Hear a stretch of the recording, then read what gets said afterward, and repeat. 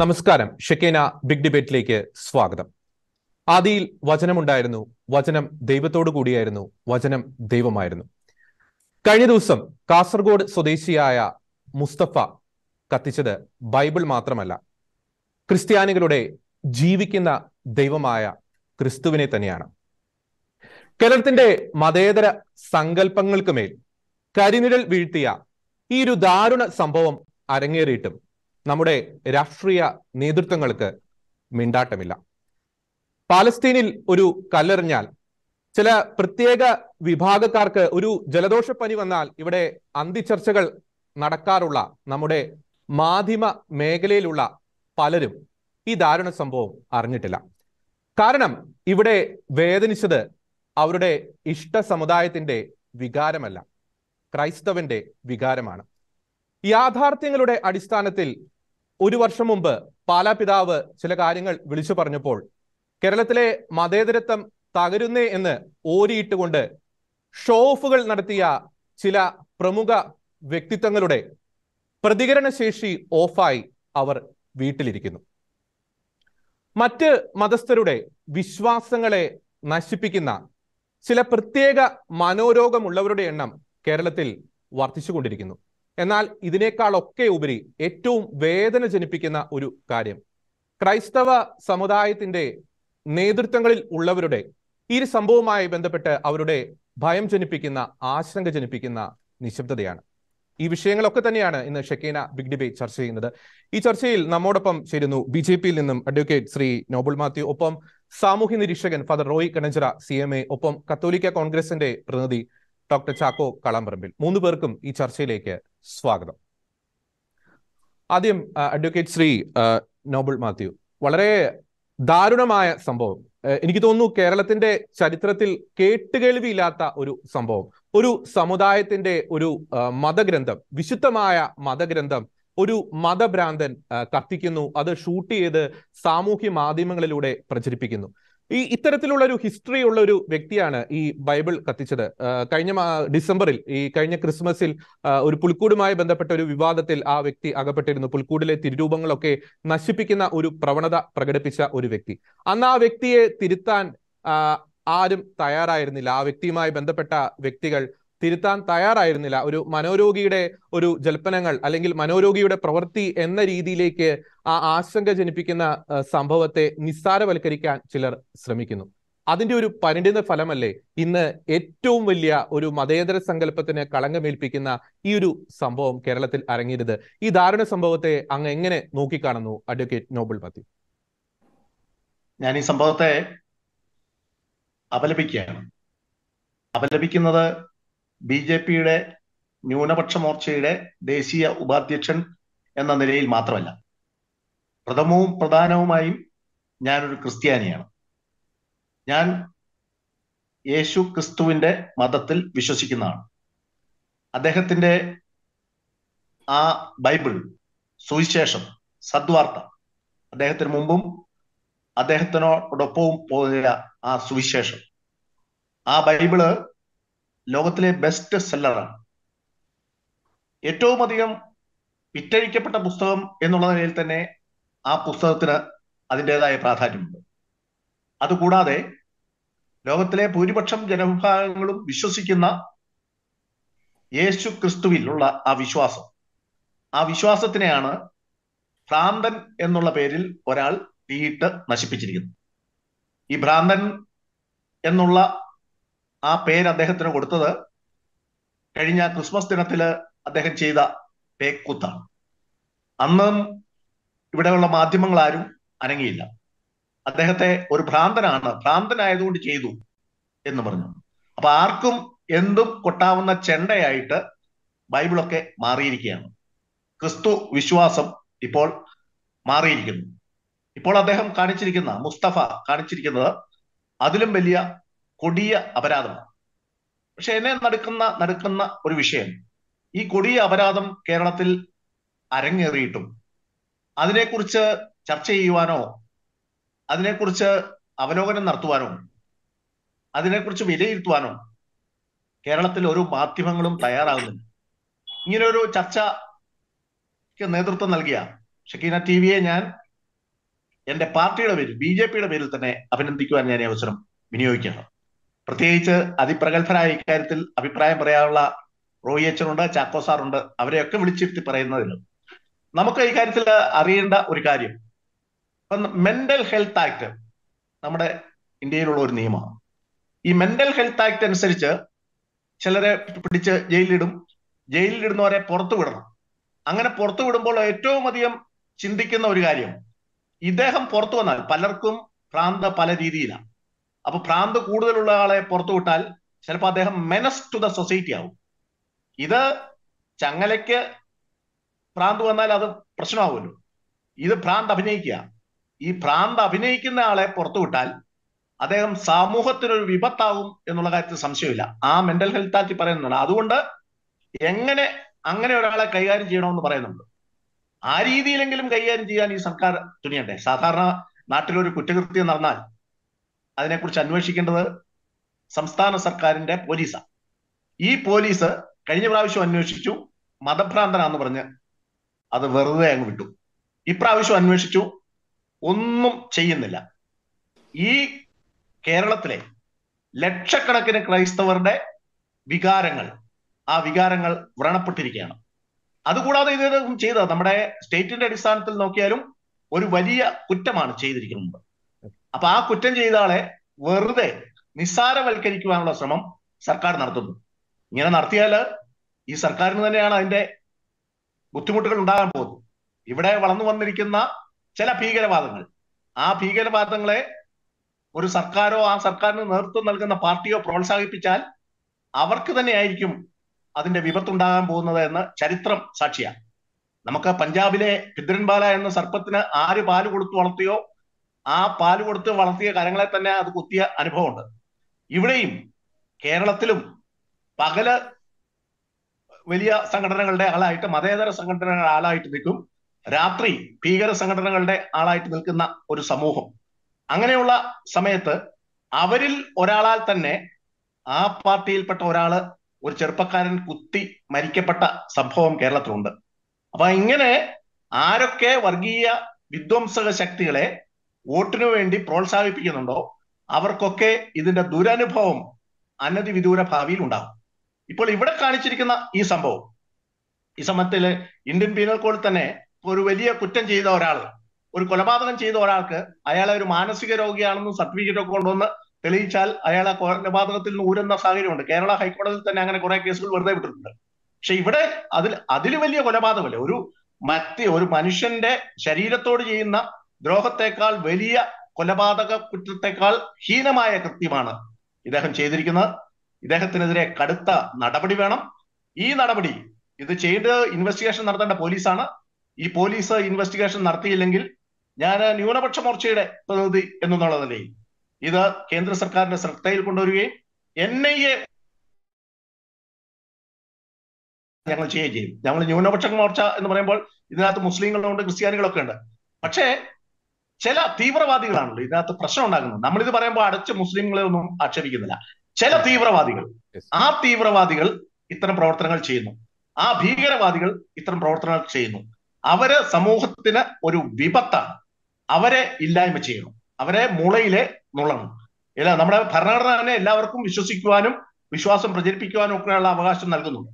ഈ ഭരണഘടനയിൽ പിന്നീട് എഴുതി ചേർക്കപ്പെട്ടതാണ് സെക്യുലറിസം. ഈ സെക്യുലറിസത്തിന്റെ പേര് പറഞ്ഞ് നമ്മളിൽ ചില ആൾക്കാരും ഇപ്പം ഇതുപോലുള്ള ആൾക്കാരെയൊക്കെ മൈൻഡ് ചെയ്യാതിരിക്കുന്നുണ്ട്. അത് മാറണം. സെക്യുലറിസം എന്ന് പറഞ്ഞാൽ അതിന്റെ യഥാർത്ഥ അർത്ഥം, അതിന്റെ ഒരു ഡെഫിനിഷൻ പറയാനൊക്കില്ല. യഥാർത്ഥ അർത്ഥം ഈ രാഷ്ട്രീയത്തെ മതത്തിൽ നിന്ന് വേർപെടുത്തുക. എല്ലാവർക്കും നമുക്ക് മതവിശ്വാസമുണ്ട്, അത് മാറ്റി നിർത്തുക. അതാണ് സെക്യുലറിസം. അപ്പം ഈ മതത്തിനെ കടന്നാക്രമിക്കുന്ന ഇത്തരം പരിപാടികൾ, മതവിശ്വാസികളുടെ വികാരങ്ങളെ ചൂഷണം ചെയ്യുന്ന ഇത്തരം പരിപാടികൾ, ഇതിന് അറുതി വരുത്തിയേ വെക്കൂ. അതിനുവേണ്ട എല്ലാ പിന്തുണയും ഞാൻ പ്രതിദാനം ചെയ്യുന്ന പാർട്ടിയിൽ നിന്നും ഉണ്ടാകുവാൻ വേണ്ടി ഞാൻ അവിടെ ആ പാർട്ടിയിൽ ഈ സമൂഹത്തിന് വേണ്ടി, ക്രൈസ്തവ സമൂഹത്തിന് വേണ്ടി പോരാടും എന്ന് ഞാൻ ഉറപ്പ് നൽകുകയാണ്. ഒപ്പം തന്നെ അഡ്വക്കേറ്റ് നോബിൾ മാത്യു, ഈ വ്യക്തിയുടെ ഈ മുസ്തഫ എന്ന ഒരു വ്യക്തി ചെയ്ത ഈ ഒരു സംഭവം അതൊരു ഒറ്റപ്പെട്ട സംഭവമായി നമുക്ക് തള്ളിക്കളയാൻ സാധിക്കുമോ? പ്രത്യേകിച്ച് ആ ഒരു വ്യക്തിയെ കഴിഞ്ഞ പ്രാവശ്യത്തെ ആ ഒരു ഇൻസിഡന്റ് നടന്നതിന് ശേഷം ഒരു മനോരോഗിയായി ചിത്രീകരിക്കാൻ ശ്രമം നടക്കുന്നു. അതിൽ ഒരു പരിധിവരെ അവർ വിജയിക്കുകയുണ്ടായി. അതുകൊണ്ട് തന്നെ ആ കേസിൽ നിന്ന് ആ വ്യക്തിക്ക് ഊരിപ്പോരാൻ സാധിച്ചു. എന്നാൽ ഈ ഒരു വീഡിയോ അങ്ങ് സൂക്ഷ്മമായി വീക്ഷിക്കുകയാണെങ്കിൽ മനസ്സിലാക്കാൻ തുടക്കത്തിൽ അദ്ദേഹം പറയുന്ന ഒരു ഡയലോഗ് ഉണ്ട്. ഇത് POC ബൈബിളാണ്. നമുക്കറിയാം പൊതുവെ ഇതര മതസ്ഥർ ക്രിസ്ത്യാനികളുടെ ബൈബിൾ അല്ലെങ്കിൽ അവരുടെ വേദഗ്രന്ഥം എന്നൊക്കെ പറയുന്നു. ഒരു കൃത്യമായിട്ടുള്ള ഒരു ബേസിക് നോളജ് ക്രിസ്തീയ വിശ്വാസത്തെക്കുറിച്ച് അല്ലെങ്കിൽ ഇതര മതസ്ഥരുടെ വിശ്വാസത്തെക്കുറിച്ച് അറിവില്ലാത്ത ഒരാൾക്ക് ഒരു POC ബൈബിളാണിത് എന്ന് പറയാൻ സാധിക്കുകയില്ല. അതുകൊണ്ട് തന്നെ ഒരു അജണ്ടയുടെ ഭാഗമായിട്ട് ഇത് നടപ്പാക്കിയത് ആകാനുള്ള ഒരു സാധ്യതയില്ലേ? ഈ മുസ്തഫ എന്ന ഒരു വ്യക്തി ഒരു പ്രതിനിധി മാത്രമായിരിക്കില്ലേ ഇദ്ദേഹത്തിന് പിന്നിൽ വലിയൊരു ശൃംഖല? ഒരു തരത്തിൽ പറയുകയാണെങ്കിൽ ഇവിടുത്തെ ഇതര മതസ്ഥരുടെ വിശ്വാസങ്ങളെ തകർക്കുവാൻ അല്ലെങ്കിൽ ഒരു ഭയം ജനിപ്പിച്ച് തങ്ങളുടെ മേധാവിത്വം സമൂഹത്തിൽ ഉറപ്പിക്കുവാൻ ഇത്തരം മനോരോഗികൾ എന്ന ലേബലിട്ട് അവർ സമൂഹത്തിലേക്ക് ഇറക്കി വിടുന്ന വിഷവിത്തുകളുടെ പിന്നിൽ വലിയൊരു തീവ്രവാദ അജണ്ട തന്നെ പ്രവർത്തിക്കുന്നില്ലേ അഡ്വക്കേറ്റ് നോബിൾ മാത്യു? തീർച്ചയായിട്ടും. ഇതിപ്പം ആടിനെ പട്ടിയാക്കുന്ന സമീപനമല്ലേ ചെയ്തിരിക്കുന്നത്. ഇത് ഒരു ഭ്രാന്തനാണെന്ന് പറഞ്ഞുകൊണ്ട് ഒരു സമൂഹത്തെ ആകെ അവരെ അധിക്ഷേപിക്കുന്ന നടപടികൾ, ഇതിനെതിരെ ശക്തമായ വികാരം ഉണ്ടാവും. ഇവിടെ ഇപ്പം സാധാരണ നമ്മുടെ ഒരു ക്രിമിനൽ കേസൊക്കെ നടത്തുമ്പോൾ ഈ പ്രതികളെ കുറിച്ച് പറയുമ്പോൾ നോർമൽ ഹ്യൂമൻ കോണ്ടാക്ട്, ആ നോർമൽ ഹ്യൂമൻ കോണ്ടാക്ടിന് വിരുദ്ധമായിട്ട് എന്താണ് ചെയ്തത്? ഇവിടെ ഇപ്പം ഇയാൾ ഒരു നോർമൽ ഹ്യൂമൻ കോണ്ടാക്ട് ആണെങ്കിൽ, ഇയാൾ ഭ്രാന്തനാണെങ്കിൽ നോർമൽ ഹ്യൂമൻ കോണ്ടാക്ട് അനുസരിച്ച് ആ ഭ്രാന്തന്റെ സമീപനമാണ് ചെയ്തത്. പക്ഷെ ഇവിടെ നടന്നിരിക്കുന്നത് എന്താ? POC ബൈബിൾ എന്ന് പറഞ്ഞിരിക്കുന്നത്. അപ്പൊ ഇയാൾ ഭ്രാന്തനൊന്നുമല്ല, ഇയാള് വിളഞ്ഞ വിത്ത. ഈ വിളഞ്ഞ വിത്തിനെ ആ രീതിയിൽ തന്നെ കൈകാര്യം ചെയ്യണം. അത് കൈകാര്യം ചെയ്യേണ്ട ആരാണ്? പോലീസാണ്. അത് ആ പോലീസ് ആ വിധത്തിൽ കൊണ്ടുവന്നുകൊണ്ട് അവരെ കൈകാര്യം ചെയ്തുകൊണ്ട് വേണം ചെയ്യാൻ. പക്ഷെ ഇവരുടെ പിന്നിൽ ശക്തിയുണ്ട്.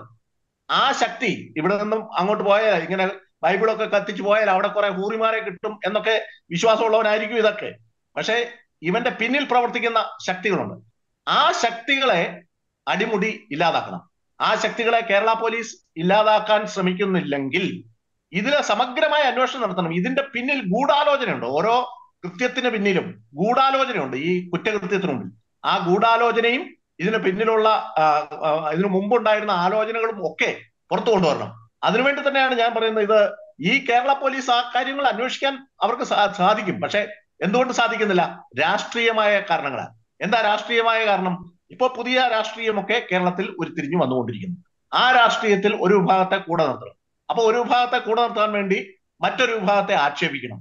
അപ്പൊ ഇത്തരം സമീപനങ്ങളുമായിട്ട് പോകുമ്പോൾ അവരുടെ ഹൃദയവികാരങ്ങളെ ചോദ്യം ചെയ്യുന്ന, അവരുടെ ഹൃദയവികാരങ്ങളെ അധിക്ഷേപിക്കുന്ന, അടിസ്ഥാന വിശ്വാസങ്ങളെ അധിക്ഷേപിക്കുന്ന ആൾക്കാർ, ഇവനെയൊക്കെ വെച്ച് വളർത്താൻ പറ്റുമല്ല. അവനെയൊക്കെ ആൾക്കാർ കൈകാര്യം ചെയ്യും. ഇവിടുത്തെ പോലീസ് കൈകാര്യം ചെയ്തില്ലെങ്കിൽ, അതിനുവേണ്ടി ഈ കേരള പോലീസിന് അത് സാധിച്ചില്ലെങ്കിൽ മിടുക്കന്മാരായ ഉദ്യോഗസ്ഥർ വന്ന് ഇതിന്റെ പിന്നിലെ സത്യാവസ്ഥ പുറത്തു കൊണ്ടുവരണം എന്ന് തന്നെയാണ് എന്റെ അഭിപ്രായം. ഈ പോപ്പുലർ ഫ്രണ്ടുകാരുടെ വീട്ടിൽ ചെന്നതുപോലെ പോപ്പുലർ ഫ്രണ്ടുകാരുടെ വീട്ടിൽ നിന്ന് ജോലിക്ക് നിന്ന് അവരുടെ പണിക്കാരായിട്ട് നിന്ന ആൾക്കാരാണ് പിറ്റേ ദിവസം അവരെ അറസ്റ്റ് ചെയ്യാൻ കൂടെ നിന്നത്. അതേ രീതി സംവിധാനം ഇക്കാര്യത്തിൽ ഉണ്ടാക്കരുത് കേരള പോലീസ് എന്നാണ് എനിക്ക് വിനീതമായിട്ട് പറയാനുള്ളത്. അപ്പോൾ കേരള പോലീസിന്റെ ഭാഗത്തുനിന്ന് അല്ലെങ്കിൽ ഇവിടുത്തെ ഭരണാധികാരികളുടെ ഭാഗത്തുനിന്ന് കൃത്യമായ ഒരു ഇടപെടൽ ഉണ്ടായില്ലെങ്കിൽ കേന്ദ്ര സർക്കാരിന്റെ ശക്തമായ ഒരു ഇടപെടൽ നമുക്ക് ഈ വിഷയത്തിൽ പ്രതീക്ഷിക്കാമോ? അങ്ങനെയാണ് താങ്കൾ പറഞ്ഞു വരുന്നത് അല്ലെ? ഈ കേന്ദ്ര സർക്കാർ ഇടപെടാൻ വേണ്ടി നമ്മൾ ആത്മാർത്ഥമായിട്ട് ശ്രമിക്കും. അപ്പൊ ഇതൊരു ഫെഡറൽ സംവിധാനമല്ലേ? ഈ ഫെഡറൽ സംവിധാനത്തിൽ കേരള പോലീസ് പ്രഥമമായും ആ സ്റ്റേറ്റിനെതിരെയാണ് കുറ്റങ്ങൾ നടക്കുന്നത്. ഇവൻ കുറ്റം ചെയ്തിരിക്കുന്നത് ബൈബിൾ കത്തിക്കുകയാണെങ്കിലും ഇവൻ കുറ്റം ചെയ്തിരിക്കുന്നത് സ്റ്റേറ്റ് ഓഫ് കേരളക്കെതിരെയാണ്. അപ്പൊ ആ സ്റ്റേറ്റ് ഓഫ് കേരള ആണ് അതിന്റെ അന്വേഷണം നടത്തേണ്ടത്. അന്വേഷണം നടത്തിയിട്ട് ഫലപ്രദമായ അന്വേഷണം നടത്തിയില്ലെങ്കിൽ വേണം ഇടപെടാൻ. പക്ഷെ ഇവിടെ അന്വേഷണം നടത്തേണ്ട ഏജൻസിയെ നിയന്ത്രിക്കുന്ന കേരള സർക്കാർ, അവർ തന്നെ വേലി തന്നെ വിളവ് തിന്നുന്ന ഒരു സമീപനമല്ലേ ഇവിടെ ഉണ്ടാകുന്നു. അത് മാറ്റം ഉണ്ടാകണം. മാറ്റം ഉണ്ടാകാൻ വേണ്ടിയുള്ള ഒരു ശ്രമങ്ങൾ ശ്രമിക്കും എന്നാണ് ഞാൻ ആത്മാർത്ഥമായിട്ട് വിശ്വസിക്കുന്നത്. കാരണം ഭരിക്കുന്ന കക്ഷികളും ഒക്കെ ഇത് ചെയ്തിരിക്കുന്നത് തീക്കട്ടയോടല്ലേ കളിച്ചിരിക്കുന്നത്. തീക്കട്ട കൊണ്ടാണല്ലോ തല ചൊറിഞ്ഞിരിക്കുന്നത്. ഇതിന് മാത്രമല്ല, ഒരു വിശ്വാസത്തിന്റെ പ്രശ്നമുണ്ട്. നൂറുകണക്കിന് ആൾക്കാർ, കോടിക്കണക്കിന് ആൾക്കാർ വിശ്വസിക്കുന്ന ദൈവപുത്രനാണ്, ദൈവം തന്നെയാണ് യേശു ക്രിസ്തു എന്ന് വിശ്വസിക്കുന്ന ആ ദൈവപുത്രന്റെ സുവിശേഷം അതാണ് ഇവിടെ കത്തിച്ചിരിക്കുന്നത്. അത് അറിഞ്ഞുകൊണ്ട് തന്നെ ചെയ്തിരിക്കുന്നതാണ്. അപ്പൊ അതിനുവേണ്ടി ചെയ്തിരിക്കുന്നവർക്കെതിരെ അതിശക്തമായ നടപടികൾ ഉണ്ടാവും. ഇഹലോകത്തിലുണ്ടാകും എന്നുള്ള കാര്യത്തിൽ തന്നെ എനിക്ക് സംശയമില്ല. ഓക്കെ, വളരെ വ്യക്തമായി ഭംഗിയെ തന്നെ അങ്ങ് അത് അവതരിപ്പിച്ചു. ഫാദർ റോയ് കണ്ണഞ്ചിറ, CMA, ഈ കുറെ നാളത്തെ കേരളത്തിലെ ഒരു ചരിത്രം പരിശോധിക്കുകയാണെങ്കിൽ സിനിമകളിലൂടെ ക്രൈസ്തവ വിശ്വാസം അവഹേളിക്കപ്പെട്ടു. അന്ന് ചിലർ പ്രതികരിച്ചു, ക്രൈസ്തവ സമുദായത്തിലെ ചിലരൊക്കെ പ്രതികരിച്ചു, ചിലർ മിണ്ടാതിരുന്നു. കലകളിലൂടെ അവഹേളിക്കപ്പെട്ടു, അപ്പോഴും മിണ്ടാതിരുന്നു. രാഷ്ട്രീയമായി അവഗണിക്കപ്പെട്ടു, അപ്പോഴും പലരും മിണ്ടാതിരുന്നു. പല ആനുകൂല്യങ്ങളും നമുക്ക് നഷ്ടമായി, ആ സമയത്തും മിണ്ടാതിരുന്നു. സന്യാസം അവഹേളിക്കപ്പെട്ടു, വൈദികർ അവഹേളിക്കപ്പെട്ടു, സഭാ നേതൃത്വം അവഹേളിക്കപ്പെട്ടു, അപ്പോഴും വലിയൊരു വിഭാഗം നിഷ്കളങ്കർ എന്നൊക്കെ നമ്മൾ വിളിക്കുന്ന, അല്ലെങ്കിൽ നിഷ്കളങ്കരായ മതേതരത്വ സ്വഭാവമുള്ള പലരും മിണ്ടാതിരുന്നു. അതൊന്നും എന്നെ ബാധിക്കുന്ന പ്രശ്നമല്ല. ഒടുവിൽ ഇതാ കളിച്ച് അവർ ക്രിസ്ത്യാനികളുടെ വിശുദ്ധ ഗ്രന്ഥമായ ബൈബിൾ തന്നെ കത്തിച്ചിരിക്കുന്നു. നമ്മൾ എപ്പോഴും പറയുന്ന ഒരു കാര്യമാണ്, എന്ത് വിഷയം ക്രൈസ്തവർക്കെതിരെ നടന്നാലും ക്രൈസ്തവർ സംയമനം പാലിക്കും. തീർച്ചയായും അത് പാലിക്കും. അത് ക്രൈസ്തവർ ഈ ഭൂമിയിൽ ഉള്ള കാലഘട്ടത്തോളം ക്രിസ്തുവിന്റെ ആ ഒരു സന്ദേശം ഉൾക്കൊണ്ട് തന്നെ സംയമനം പാലിക്കും. എന്നാൽ ഈ ഒരു സംയമനത്തെ മുതലെടുക്കുന്നതിന്റെ ഏറ്റവും ഒരു കൊടിയ ഉദാഹരണമല്ലേ ഇപ്പോൾ സംഭവിച്ചിരിക്കുന്നത്? നമുക്കെതിരെ അവഹേളനങ്ങൾ നടന്നപ്പോൾ, നമുക്കെതിരെ അപമാനങ്ങൾ നടന്നപ്പോൾ ആ സമയത്ത് മിണ്ടാതിരുന്നതിന്റെ, കൃത്യമായി പ്രതികരിക്കേണ്ടതുപോലെ പ്രതികരിക്കാതിരുന്നതിന്റെ, അതായത് ഈ രാജ്യത്തിന്റെ ചട്ടക്കൂടുകൾക്കുള്ളിൽ നിന്നുകൊണ്ട് പ്രതികരിക്കാതിരുന്നതിന്റെ ഒക്കെ ഒരു കൊടിയ പരിണിത ഫലമല്ലേ ഇപ്പോൾ സംഭവിച്ചിരിക്കുന്നത്? നമ്മുടെ ഒരു സംയമനത്തെ ചില തീവ്രവാദ സംഘങ്ങൾ മുതലെടുക്കുന്നതിന്റെ ഒരു ദാരുണമായ കാഴ്ചയല്ലേ ഇന്നലെ കാസർഗോഡ് നടന്നത്? Father Roy Kannanchira, CMA. നല്ല ഒരു ചോദ്യമാണ്. നോബൽ സാറിന്റെ പ്രതികരണവും ഞാൻ ശ്രദ്ധിച്ചു.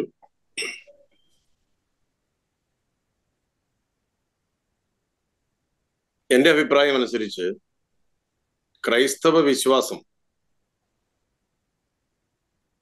ഒരു പ്രഘോഷണമായി മാറുന്നത് എവിടെയൊക്കെ ആ വിശ്വാസത്തിന് വേണ്ടി പ്രതിരോധിക്കാനും പ്രതികരിക്കാനും പ്രതിഷേധിക്കാനും ആളുകൾ ഉണർന്ന സ്ഥലങ്ങളിലാണ്. എവിടെയൊക്കെ ക്രൈസ്തവ വിശ്വാസത്തിന് വേണ്ടി പ്രതിരോധം തീർത്തിട്ടുണ്ട് വിശ്വാസികൾ, അവിടെയെല്ലാം ആ ആക്രമണം അത് ഒരു പ്രഘോഷണമായി മാറിയ കഥയാണ് നമുക്ക് പറയാനുള്ളത്. ഇപ്പോൾ കേരളത്തിൽ മാത്രമല്ല, ലോകം മുഴുവൻ വിശുദ്ധ സെബസ്ത്യാനോസിന്റെ തിരുനാൾ ആഘോഷിക്കുന്ന ഒരു കാലമായി. വിശുദ്ധ സെബസ്ത്യാനോസ് ചെയ്തത് അദ്ദേഹം സ്വീകരിച്ച ക്രിസ്തു വിശ്വാസം ഉപേക്ഷിക്കാനുള്ള പ്രലോഭനത്തോട് പ്രതിരോധിച്ചു എന്നതുകൊണ്ടാണ് അദ്ദേഹത്തിന്റെ ജീവൻ അദ്ദേഹത്തിന് ബലി കൊടുക്കേണ്ടി വന്നത്. അദ്ദേഹം രക്തസാക്ഷിയാകാനുള്ള ഭാഗ്യം കിട്ടിയത് ആ വിശ്വാസത്തിൽ ഉറച്ചു നിന്നതിന്റെ പേരിലാണ്. ഇവിടെ ഇപ്പോൾ താങ്കൾ ചോദിച്ച ചോദ്യം, ഇങ്ങനെയുള്ള ആക്ഷേപങ്ങളും അപമാനങ്ങളും വിശ്വാസത്തിനും വിശ്വാസത്തിന്റെ വിശുദ്ധമായ പ്രതീകങ്ങൾക്കുമെതിരെ ഉയരുമ്പോൾ സഭയും വിശ്വാസ സമൂഹവും എങ്ങനെയാണ് പ്രതികരിക്കേണ്ടത് എന്നുള്ളതാണ്. തീർച്ചയായും വിശ്വാസത്തിനെതിരെ ഉയരുന്ന ഇത്തരത്തിലുള്ള അതിക്രമങ്ങളോട്, അവഹേളനങ്ങളോട് ശക്തമായ ഭാഷയിൽ പ്രതികരിക്കുകയും പ്രതിഷേധിക്കുകയും വേണം എന്നതാണ് എൻ്റെ അഭിപ്രായം. കാരണം പ്രതിഷേധമാണ് വിശ്വാസ പ്രഘോഷണമായി മാറിയിട്ടുള്ളത്. സഭയുടെ ചരിത്രത്തിൽ ആരൊക്കെ വിശ്വാസത്തിനെതിരെ ഉയർന്ന പ്രലോഭനങ്ങളോട്, ആക്രമണങ്ങളോട് ധീരമായി പ്രതിഷേധിച്ചു നിന്നിട്ടുണ്ടോ, അവരിലൂടെ മാത്രമാണ് ഈ വിശ്വാസ സമൂഹം അടുത്ത തലമുറയിലേക്കും കാലങ്ങളിലേക്കും പടർന്ന് പന്തലിച്ച് കയറിയിട്ടുള്ളത് എന്നുള്ളതാണ് സത്യം. അതുകൊണ്ട് തന്നെ ഇത്തരത്തിൽ മുസ്തഫ എന്ന വ്യക്തി, ഞാൻ തിരുവചനം കത്തിച്ച് എൻ്റെ വിശ്വാസത്തെയും ഈ വിശ്വാസം അനുശീലിക്കുന്ന 240 കോടി ലോകം മുഴുവനുമുള്ള ക്രൈസ്തവ സമൂഹം, ഈ സമൂഹത്തെയുമാണ് അദ്ദേഹം ആക്ഷേപിച്ചിട്ടുള്ളത്. അതിൽ ശക്തമായ പ്രതിഷേധം ഞാൻ രേഖപ്പെടുത്തുകയാണ്. ഒപ്പം ഇത്തരത്തിലുള്ള പ്രവർത്തനങ്ങളെ പ്രതിരോധിക്കുവാനുള്ള ഒരു പുരോഹിതൻ, വിശ്വാസ സംരക്ഷണത്തിന് വേണ്ടി ജീവൻ കൊടുക്കാൻ വ്രതം ചെയ്തിട്ടുള്ള ഒരു ക്രൈസ്തവ പുരോഹിതൻ, ഒരു കത്തോലിക്ക പുരോഹിതൻ എന്നുള്ള നിലയിൽ, ഒരു സന്യാസ സഭയിലെ CMI സന്യാസ സഭയിലെ അംഗം എന്നുള്ള നിലയിൽ എന്റെ വിശ്വാസത്തെ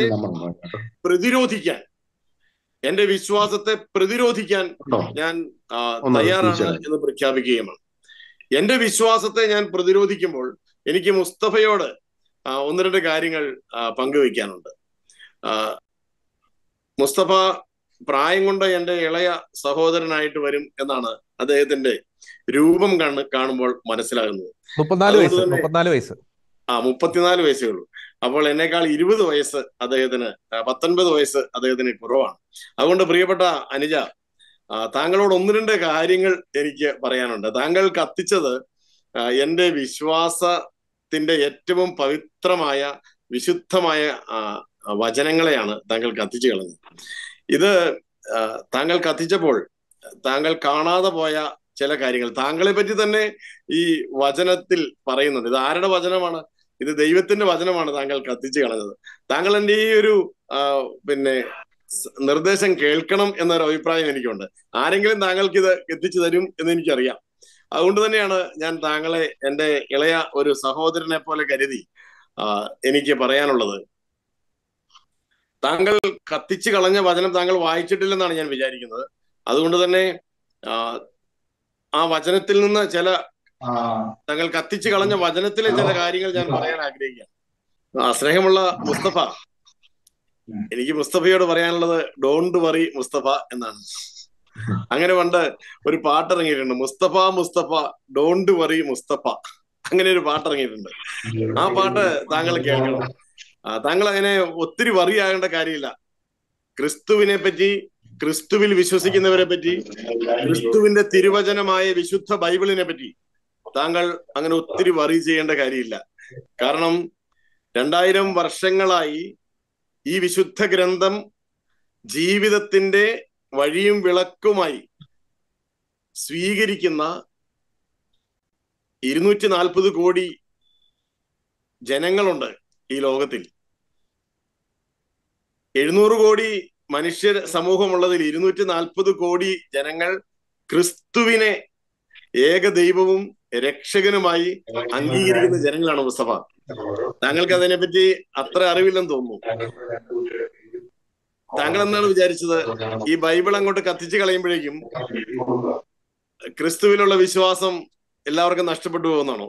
ഒരിക്കലുമല്ല. അത് മാത്രമല്ല, താങ്കൾക്ക് വിശ്വാസം ഉള്ളത് കൊണ്ടാണ് താങ്കൾ ക്രിസ്തുവിൽ വിശ്വസിക്കാൻ തുടങ്ങി എന്നാണ് എൻ്റെ ഒരു നിരീക്ഷണം. കാരണം ക്രിസ്തുവിന്റെ ജീവനുള്ള വചനത്തിൽ ക്രിസ്തു പ്രത്യക്ഷപ്പെടും എന്ന് താങ്കൾക്ക് ആരോ പറഞ്ഞു തന്നിട്ടുണ്ടോ? കാരണം താങ്കൾ കത്തിച്ചു കളഞ്ഞ വചനത്തിൽ തന്നെ താങ്കളെ പറ്റി ക്രിസ്തു പറഞ്ഞിട്ടുള്ളത്, പക്ഷെ കത്തിപ്പോയതുകൊണ്ട് ഇനി എന്ത് ചെയ്യല്ലേ? അതുകൊണ്ട് താങ്കൾക്ക് അത് കാണാൻ പറ്റില്ല. അതുകൊണ്ട് ഞാൻ ആ വചനം ഒന്ന് വായിക്കാം. വിശുദ്ധ മത്തായിയുടെ സുവിശേഷം. താങ്കൾ പുതിയ നിയമമൊക്കെ തുറന്നു കാണിച്ചിട്ടാണ് കത്തിച്ചതെന്ന് ഞാൻ കണ്ടു. അപ്പൊ അതിനകത്ത് ഒരു 7 അധ്യായം ഒന്ന് മറിച്ചിരുന്നെങ്കിൽ, ആദ്യത്തെ വിശുദ്ധ മത്തായിയുടെ സുവിശേഷത്തിലെ 7ാമത്തെ അധ്യായം 1 മുതൽ 6 വരെയുള്ള വചനത്തിൽ നമ്മൾ ഈ കാര്യം പറയുന്നുണ്ട്. മുസ്തഫ തമ്പുരാൻ മുസ്തഫയോട് സംസാരിക്കുന്നുണ്ട്. അതിൽ കർത്താവ് പറയുന്നത്, 6ാമത്തെ വചനത്തിൽ പറയുന്നത്, വിശുദ്ധമായത് നായ്ക്കൾക്ക് കൊടുക്കരുത് എന്നാണ്. നിങ്ങളുടെ മുത്തുകൾ പന്നികൾക്ക് ഇട്ട് കൊടുക്കരുത് എന്നാണ് കർത്താവ് അതിൽ പറയുന്നത്. അങ്ങനെ ഇട്ട് കൊടുത്തു കഴിഞ്ഞാൽ അവയത് ചവിട്ടി നശിപ്പിക്കുകയും തിരിഞ്ഞ് നിങ്ങളെ ആക്രമിക്കുകയും ചെയ്തേക്കാം എന്നൊരു വചനം വിശുദ്ധ ഗ്രന്ഥത്തിലുണ്ട്. മുസ്തഫ എന്താ ചെയ്യുക? ഈ വചനം അതേപടി സംഭവിച്ചു പോയി. മുത്തുകൾ വീഴാൻ പാടില്ലാത്ത ഇടത്ത് മുത്ത് ചെന്ന് വീണു. അങ്ങനെ അതാ പറ്റിപ്പോയത്. ഈ കൈകൊണ്ടെടുത്ത ഈ തിരുവചനത്തിന്റെ പവിത്രത എന്താണെന്ന് മനസ്സിലാക്കാൻ താങ്കൾക്ക് കഴിഞ്ഞില്ല സഹോദര. അതുകൊണ്ടാണ് താങ്കൾ അത് ആ രീതിയിൽ അവഹേളിച്ച് ആക്ഷേപിച്ച് അതിനെ പരിഹസിച്ചത്. അതുകൊണ്ട് ഈ ഒരു മുസ്തഫയുടെ ഈ ഒരു പ്രവൃത്തി ക്രൈസ്തവരായിട്ടുള്ള എല്ലാവരെയും കൂടുതൽ ജാഗ്രതയുള്ളവരാക്കി മാറ്റണം എന്നുകൂടി എനിക്കിപ്പോൾ പറയാനുണ്ട്. മുസ്തഫയ്ക്കുള്ള അടുത്ത വചനം പറയുന്നതിന് മുമ്പ് എനിക്ക് ക്രൈസ്തവരായ എൻ്റെ സഹോദരങ്ങളോട് തന്നെയാണ് പറയാനുള്ളത്. തിരുവചനം ജീവിക്കുകയും തിരുവചനം വായിക്കുകയും തിരുവചനത്തിന്റെ ചൈതന്യത്തിലേക്ക് മടങ്ങി വരികയും ചെയ്യേണ്ട ഒരു ഉത്തരവാദിത്വം നമ്മൾ ഏറ്റെടുക്കേണ്ടതുണ്ട്. അതുകൊണ്ട് മുസ്തഫയ്ക്ക് ഈ കർത്താവ് പറഞ്ഞതുപോലെ വിശുദ്ധമായത് നായ്ക്കളുടെ കയ്യിൽ കിട്ടിയാൽ അതിന് വിശുദ്ധി എന്താണെന്ന് അറിയില്ല. അതുപോലെ തന്നെ പന്നിക്ക് മുത്തിന്റെ വില അറിയില്ല. അതുകൊണ്ട് അത് ചവിട്ടിത്തേക്കും. അതാണ് ഇവിടെ സംഭവിച്ചത്. വില അറിയത്തില്ലാത്തത് കൊണ്ടാണ് സംഭവിച്ചത്. പക്ഷേ നമ്മുടെ 16ാം നൂറ്റാണ്ടില് കണ്ണശ കവികൾ ഒരു കവിത എഴുതിയിട്ടുണ്ട്. മുസ്തഫയ്ക്ക് അത് അറിയാവുന്ന എനിക്ക് അറിഞ്ഞുകൂടാ. വിലയറിവാനരുതാകിയ സ്വർണം വേറൊരു പൊന്നിൻ ചെപ്പതിലല്ലാതെ അലവലയാകിയ തുകിലിൽ പൊതിയിലും അതിനൂടെ മഹിമ വിരോധം വരുമോ എന്ന് 16-ാം നൂറ്റാണ്ടിൽ ഒരു കവി പാടിയിട്ടുണ്ട്. കണ്ണശ കവികൾ എന്ന് പറയും. അത് മുസ്തഫയ്ക്ക് അറിയില്ല. അതായത് വിലപിടിപ്പുള്ള സ്വർണം ഈ അലവലയാകിയ തുകിലിൽ പൊതിഞ്ഞാലും അതിന്റെ മഹിമയ്ക്ക് വിരോധം വരില്ല. അതായത് പഴംതുണിയിൽ പൊതിഞ്ഞാലും ഈ ചെളി പിടിച്ച തുണിയിൽ പൊതിഞ്ഞാലും സ്വർണത്തിന്റെ മഹിമയ്ക്ക് വിരോധം വരില്ല എന്ന് കണ്ണശ കവികൾ പാടിയിട്ടുള്ള മുസ്തഫ.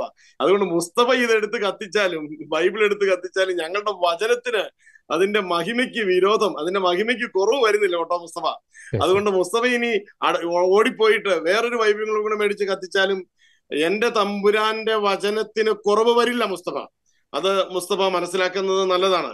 ഒപ്പം മുസ്തഫ കത്തിച്ച വചനമുണ്ടല്ലോ, കത്തിച്ചപ്പോൾ നല്ല വെളിച്ചം കിട്ടിയല്ലോ അല്ലെ മുസ്തഫ. കാരണം ഈ വചനം മുസ്തഫയ്ക്ക് വെളിച്ചം തരാൻ വേണ്ടി ദൈവം പറഞ്ഞ വചനമാണ്. വിശുദ്ധ യോഹന്നാന്റെ സുവിശേഷം മുസ്തഫ കത്തിച്ച ആ വചനത്തിലെ പുതിയ നിയമത്തിലെ വിശുദ്ധ യോഹന്നാന്റെ സുവിശേഷം 8-ാമത്തെ അധ്യായം 12-ാമത്തെ തിരുവചനത്തിൽ ഈശോ മുസ്തഫയോട് പറയുന്നുണ്ട്, ഞാൻ നിന്റെ പ്രകാശമാണ് എന്ന് പറയുന്നുണ്ട് മുസ്തഫ. ഞാൻ ലോകത്തിന്റെ പ്രകാശമാണ് എന്ന് ഈശോ പറയുകയാണ്. എന്നെ അനുഗമിക്കുന്നവൻ ഒരിക്കലും അന്ധകാരത്തിൽ നടക്കുകയില്ല. ഇപ്പൊ മുസ്തഫയ്ക്ക് ക്രിസ്തുവിന്റെ വെളിച്ചം കാണാനായിട്ട് കഴിഞ്ഞില്ല അല്ലെ. ക്രിസ്തു എന്ന പ്രകാശം മുസ്തഫയ്ക്ക് ഉൾക്കൊള്ളാൻ കഴിഞ്ഞില്ല. കാരണം ക്രിസ്തുവിനെ അനുകരിക്കാത്തത് കൊണ്ടാണ്. അങ്ങനെ ക്രിസ്തുവിനെ അനുകരിക്കാതെ ക്രിസ്തുവാകുന്ന വെളിച്ചത്തെ ഇങ്ങനെ കത്തിച്ചു കളയാനും തല്ലിക്കെടുത്താനും പരിശ്രമിച്ചിട്ടുള്ള പലരുടെയും കഥകൾ ഈ കത്തിച്ചു കളഞ്ഞ ബൈബിളിൽ തന്നെ ഉണ്ട് മുസ്തഫ. അതാണ് അതിനകത്ത് ഏറ്റവും വലിയ തമാശ. അപ്പം അങ്ങനെ ഒരു കഥയും കൂടെ പറയാം. അത് അപ്പോസ്തലന്മാരുടെ പുസ്തകത്തിൽ 9-ാമത്തെ അധ്യായം 1 മുതലുള്ള വചനത്തിലാണ്. ഇനിയിപ്പോ ഈ മുസ്തഫയെ കത്തിക്കാത്ത ഒരു ബൈബിള് എടുത്തിട്ട് ഇത് വായിച്ചു നോക്കണം. അവിടെ സാവൂൾ എന്ന് പറയുന്ന ഒരു ചെറുപ്പക്കാരൻ, വളരെ ചുരുക്കത്തിൽ അവിടെ സാവൂൾ എന്ന് പറഞ്ഞ ഒരു ചെറുപ്പക്കാരൻ, അയാൾ യഹൂദ മതം വിട്ട് ക്രിസ്തുവിൽ വിശ്വസിച്ച് ക്രിസ്ത്യാനികൾ എന്ന പേരിൽ ഒരുമിച്ച് കൂടുന്ന വിശ്വാസ സമൂഹത്തെ പിടിക്കുവാനും തല്ലിക്കൊല്ലുവാനും അവരെ പീഡിപ്പിക്കുവാനുമുള്ള അനുവാദം വാങ്ങിച്ച് ജെറൂസലേമിൽ നിന്ന് ഡമാസ്കസിലേക്ക് കുതിരപ്പുറത്ത് ഇങ്ങനെ ചീറിപ്പായുന്ന ഒരു രംഗമുണ്ട് മുസ്തഫ കത്തിച്ചു കളഞ്ഞ ബൈബിളിൽ. ആ വചനത്തിൽ 4-ാമത്തെ വചനത്തിൽ അദ്ദേഹം ഡമാസ്കസിലേക്ക് എത്തുമ്പോൾ ഒരു വെളിച്ചം, മുസ്തഫ കത്തിച്ചു കളഞ്ഞപ്പോൾ മുറിയിലാണല്ലോ ഈ വചനം വെളിച്ചമായത്. ഈ മുറിയിലല്ല, ആകാശത്തിൽ പ്രത്യക്ഷപ്പെടും ഈ വചനം. ഇനിയും മുസ്തഫ കത്തിക്കാനോട്ട് ഓടുമ്പോൾ ആകാശത്തിൽ പ്രത്യക്ഷപ്പെടും. അവിടെ ചോദിക്കും, സാവൂൾ സാവൂൾ നീ എന്തിനെന്നെ പീഡിപ്പിക്കുന്നു എന്ന് ചോദിച്ച വചനം തിരിച്ചു ചോദിക്കും, മുസ്തഫ നീ എന്തിന് എന്നെ പീഡിപ്പിക്കുന്നു?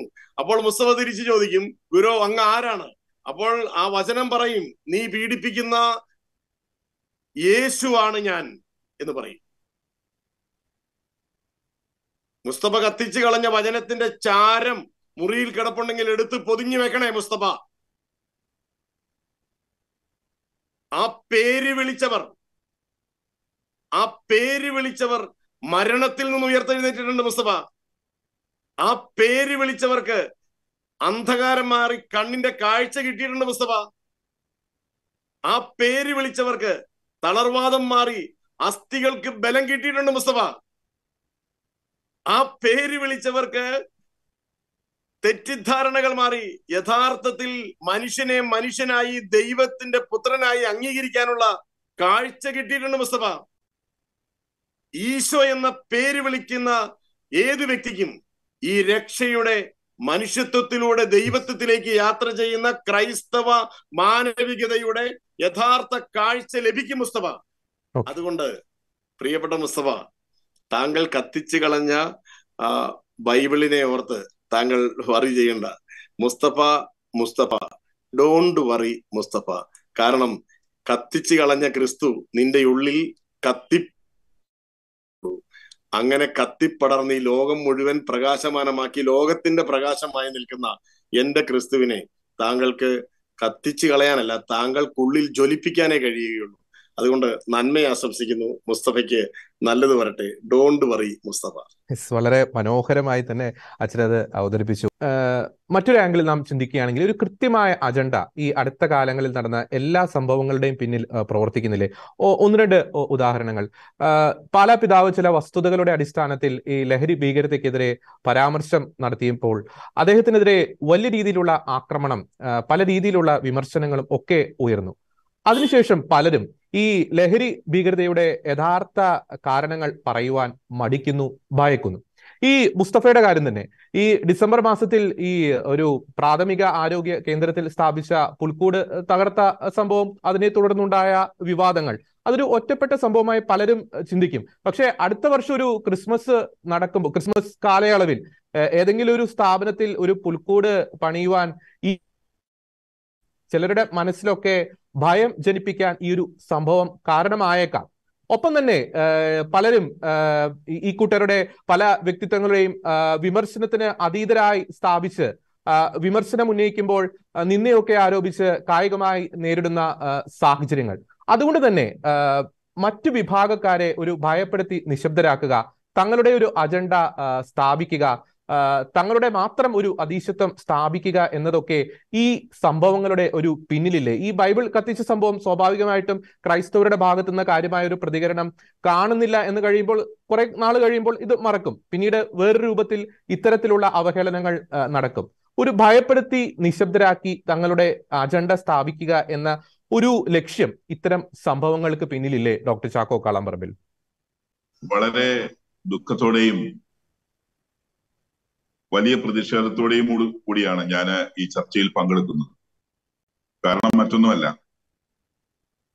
ഇത്തരം മുസ്തഫമാര് സമൂഹത്തില് പല പേരുകളിലും പല വേഷങ്ങളിലും പ്രത്യക്ഷപ്പെടാൻ തുടങ്ങിയിട്ട് താങ്കൾ പറഞ്ഞതുപോലെ കുറെ കാലമായി.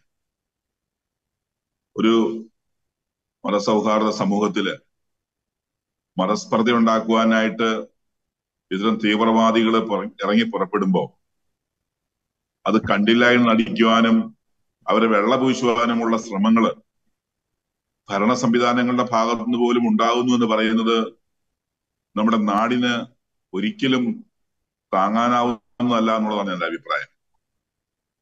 വിശുദ്ധ ഗ്രന്ഥം ബൈബിൾ വായിക്കാത്തവന് അത് കത്തിക്കാൻ കഴിയൂ. വിശുദ്ധ ഗ്രന്ഥം മനസ്സിരുത്തി വായിച്ചവൻ ഒരിക്കലും അത് കയ്യിലെടുത്ത് കത്തിക്കാൻ കഴിയില്ല. അത് പൂജ്യമായി കരുതുന്നവനായി തീരും. കാരണം അത് ദൈവവചനമാണ്, ദൈവം തന്നെയാണ്.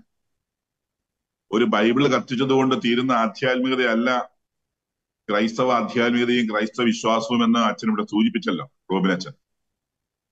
വിശുദ്ധ ഗ്രന്ഥം, വിശുദ്ധ ബൈബിൾ ഇന്നത്തെ രൂപത്തിൽ രൂപപ്പെടുന്നതിന് മുമ്പ് ക്രൈസ്തവ വിശ്വാസം രക്തസാക്ഷികളുടെ ചുടുനിറത്താൽ പടുത്തുയർത്തപ്പെട്ട് വളർന്നു വന്നതാണ് ആദിമ ക്രൈസ്തവ സമൂഹത്തിൽ എന്നുള്ള യാഥാർത്ഥ്യം നിലനിൽക്കെ ഇത്തരത്തിൽ നമ്മൾ പൂജ്യമായി കരുതുന്ന വിശുദ്ധ ഗ്രന്ഥത്തെ കത്തിച്ച് നമ്മളെ അവഹേളിക്കാനും വിശ്വാസത്തെ അധിക്ഷേപിക്കാനും ഭ്രാന്തന്റെ വേഷമണിഞ്ഞ് നടക്കുന്ന തീവ്രവാദ പ്രസ്ഥാനങ്ങളുള്ളപ്പോ അതിനെ അപലപിക്കാൻ തയ്യാറാകുന്ന സമൂഹം നമ്മുടെ ഇടയിൽ ഉണ്ടാവണമെന്നുള്ളതാണ് ആദ്യം എനിക്ക് പറയാനുള്ളത്.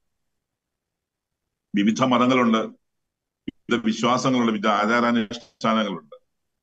ഒരുപക്ഷെ ഇന്നിവിടെ സംഭവിച്ചത് ഈ മുസ്തഫയുടെ ഒരു വിശുദ്ധ പുസ്തകമാണ് കത്തിക്കുന്നത് എന്ന സാഹചര്യം ഉണ്ടായാൽ ഈ നാട് എവിടെ ചെന്ന് നിൽക്കും ആയിരുന്നു എന്ന് ചിന്തിക്കുന്നത് നല്ലതാണ്.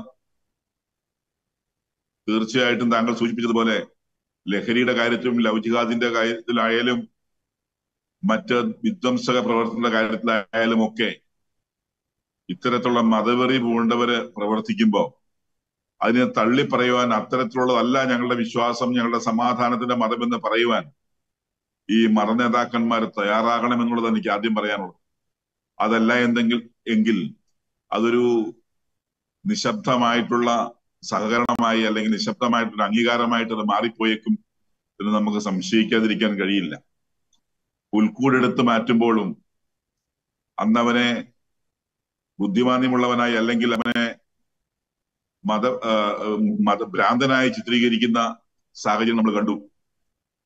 അവൻ തന്നെ പല സ്ഥലത്തും പോയി പറഞ്ഞു അത് ശരിയല്ല, ഞാൻ ബോധത്തോടെ ചെയ്തതാണെന്ന്. ഇനിയിപ്പോൾ ഈ വിശുദ്ധ ഗ്രന്ഥം അഗ്നിക്കരയാക്കിയപ്പോൾ ഏത് തരത്തിലാണ് ആ വ്യക്തിയെ ഇനി ചിത്രീകരിക്കാൻ പോകുന്നത് ഞാൻ സംശയിക്കുകയാണ്. എന്തു തന്നെയായിരുന്നാലും ഇവിടെ സമൂഹ മനസാക്ഷി ഒന്നടങ്കം ഉയർത്തെഴുന്നേറ്റ് ഉണർന്ന് പ്രവർത്തിച്ച് ഇത്തരത്തിലുള്ള വിധ്വംസ ശക്തികളെ നിയമത്തിന് മുമ്പിൽ കൊണ്ടുവന്ന് മാതൃകപരമായി ശിക്ഷിക്കുവാനും ഇതിലൂടെ വിശ്വാസികൾക്കേറ്റ വലിയ മുറിവിനെ ഉണക്കുവാൻ എല്ലാ വിശ്വാസികളും എല്ലാ മതവിശ്വാസികളും ഒന്നിക്കുകയും ഈ കാലഘട്ടത്തിൽ അനിവാര്യമാണ്. ഇത് ഒരു ഒറ്റപ്പെട്ട സംഭവമായി തള്ളിക്കളയാതെ ഇത്തരത്തിലുള്ള വിധ്വംസക പ്രവർത്തനങ്ങൾ സമൂഹത്തിൽ ആവർത്തിച്ചുകൊണ്ടിരിക്കുന്നതിന്റെ തുടർച്ചയാണെന്ന തിരിച്ചറിവോടുകൂടി ഈ പറയുന്ന മുസ്തഫമാരെ നിയമത്തിന് മുമ്പിൽ കൊണ്ടുപോകുന്ന മാതൃകാപരമായി ശിക്ഷിക്കാൻ അയാൾ വിശ്വസിക്കുന്നു എന്ന് പറയുന്ന, ഞാൻ വിശ്വസിക്കുന്നു അയാളുടെ വിശ്വാസം കപട വിശ്വാസമാണ്. യഥാർത്ഥ വിശ്വാസിക്ക് ഇത് ചെയ്യാൻ കഴിയില്ല.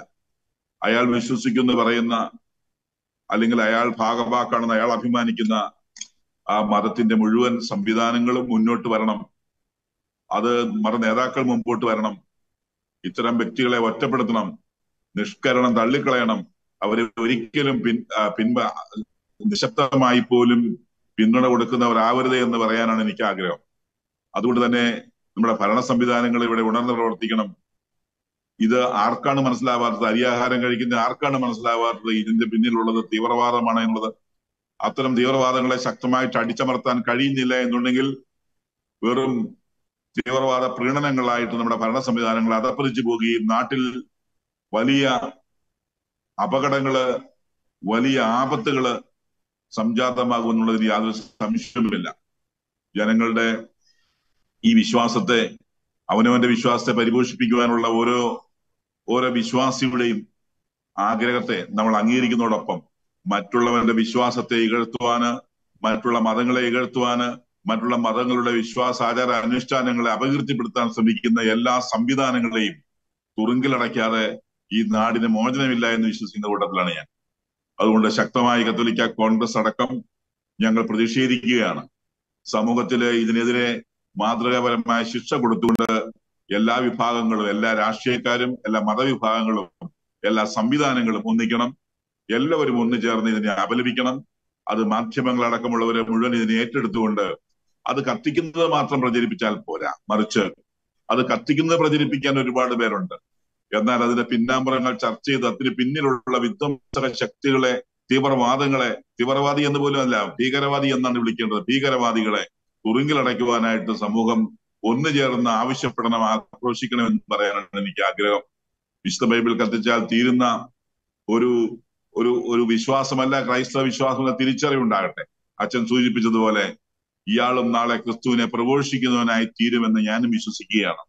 കാരണം ക്രിസ്തുവിനെ അല്ലെങ്കിൽ ക്രൈസ്തവ വിശ്വാസത്തെ ഇയാളെക്കാൾ വലിയ എത്രയോ ആളുകൾ അപകീർത്തിപ്പെടുത്താനും നശിപ്പിക്കാനും ഇല്ലായ്മ ചെയ്യാൻ നോക്കിയിരിക്കുന്നു. രക്തസാക്ഷികളുടെ ചുടുനടത്താൽ പടുത്തുയർത്തപ്പെട്ട കത്തോലിക്ക സഭയെ, ക്രൈസ്തവ വിശ്വാസത്തെ, യേശു വിശ്വാസത്തെ, ക്രിസ്തുവിനെ തകർക്കാൻ ഒരു ശക്തിക്കും ഈ ലോകത്തിൽ സാധിക്കുകയില്ല എന്ന് ഈ സംഭവം വിളിച്ചു പറയുകയാണ്. എത്ര പ്രകോപനമുണ്ടായാലും ക്രൈസ്തവ വിശ്വാസവും ക്രിസ്തു പഠിപ്പിച്ച മാർഗങ്ങളും ഉപേക്ഷിച്ച് ആ പ്രകോപനത്തിന്റെ പിന്നാലെ പോയി അത്തരത്തിലുള്ള തിരിച്ചു പ്രകോപനങ്ങൾ ചെയ്യുന്ന ഒരു വിശ്വാസ സംഹിതയല്ല ക്രൈസ്തവ വിശ്വാസം.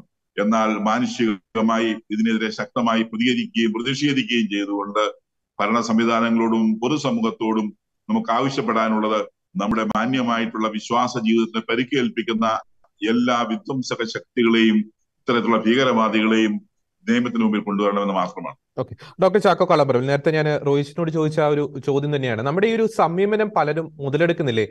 ഈ ഇത്രയും വലിയൊരു കൊടിയ അവഹേളനം കേരളത്തിലെ ക്രൈസ്തവ സമുദായത്തിന് നേരെ അരങ്ങേറിയിട്ട് എന്റെ അറിവിൽ ഈ ഒരു നിമിഷം വരെ ഒരു ഒഫീഷ്യലായിട്ട് സഭയുടെ ഭാഗത്തുനിന്ന് ഏതെങ്കിലും സംഘടനകളുടെ അങ്ങനെ അത്തരത്തിലുള്ള ഒരു പ്രതിഷേധം ഇപ്പോൾ നടക്കുന്നുണ്ടാകാം. എന്നാലും ഈ ഒരു നിമിഷം വരെ ഒരു ഒഫീഷ്യലായിട്ടുള്ള ഒരു പ്രതിഷേധ പ്രകടനങ്ങൾ അല്ലെങ്കിൽ ഒരു പ്രതിഷേധം നിറഞ്ഞ പ്രസ്താവന സഭയുടെ നേതൃത്വത്തിന്റെ ഭാഗത്തു നിന്നൊക്കെ വരുന്നില്ല.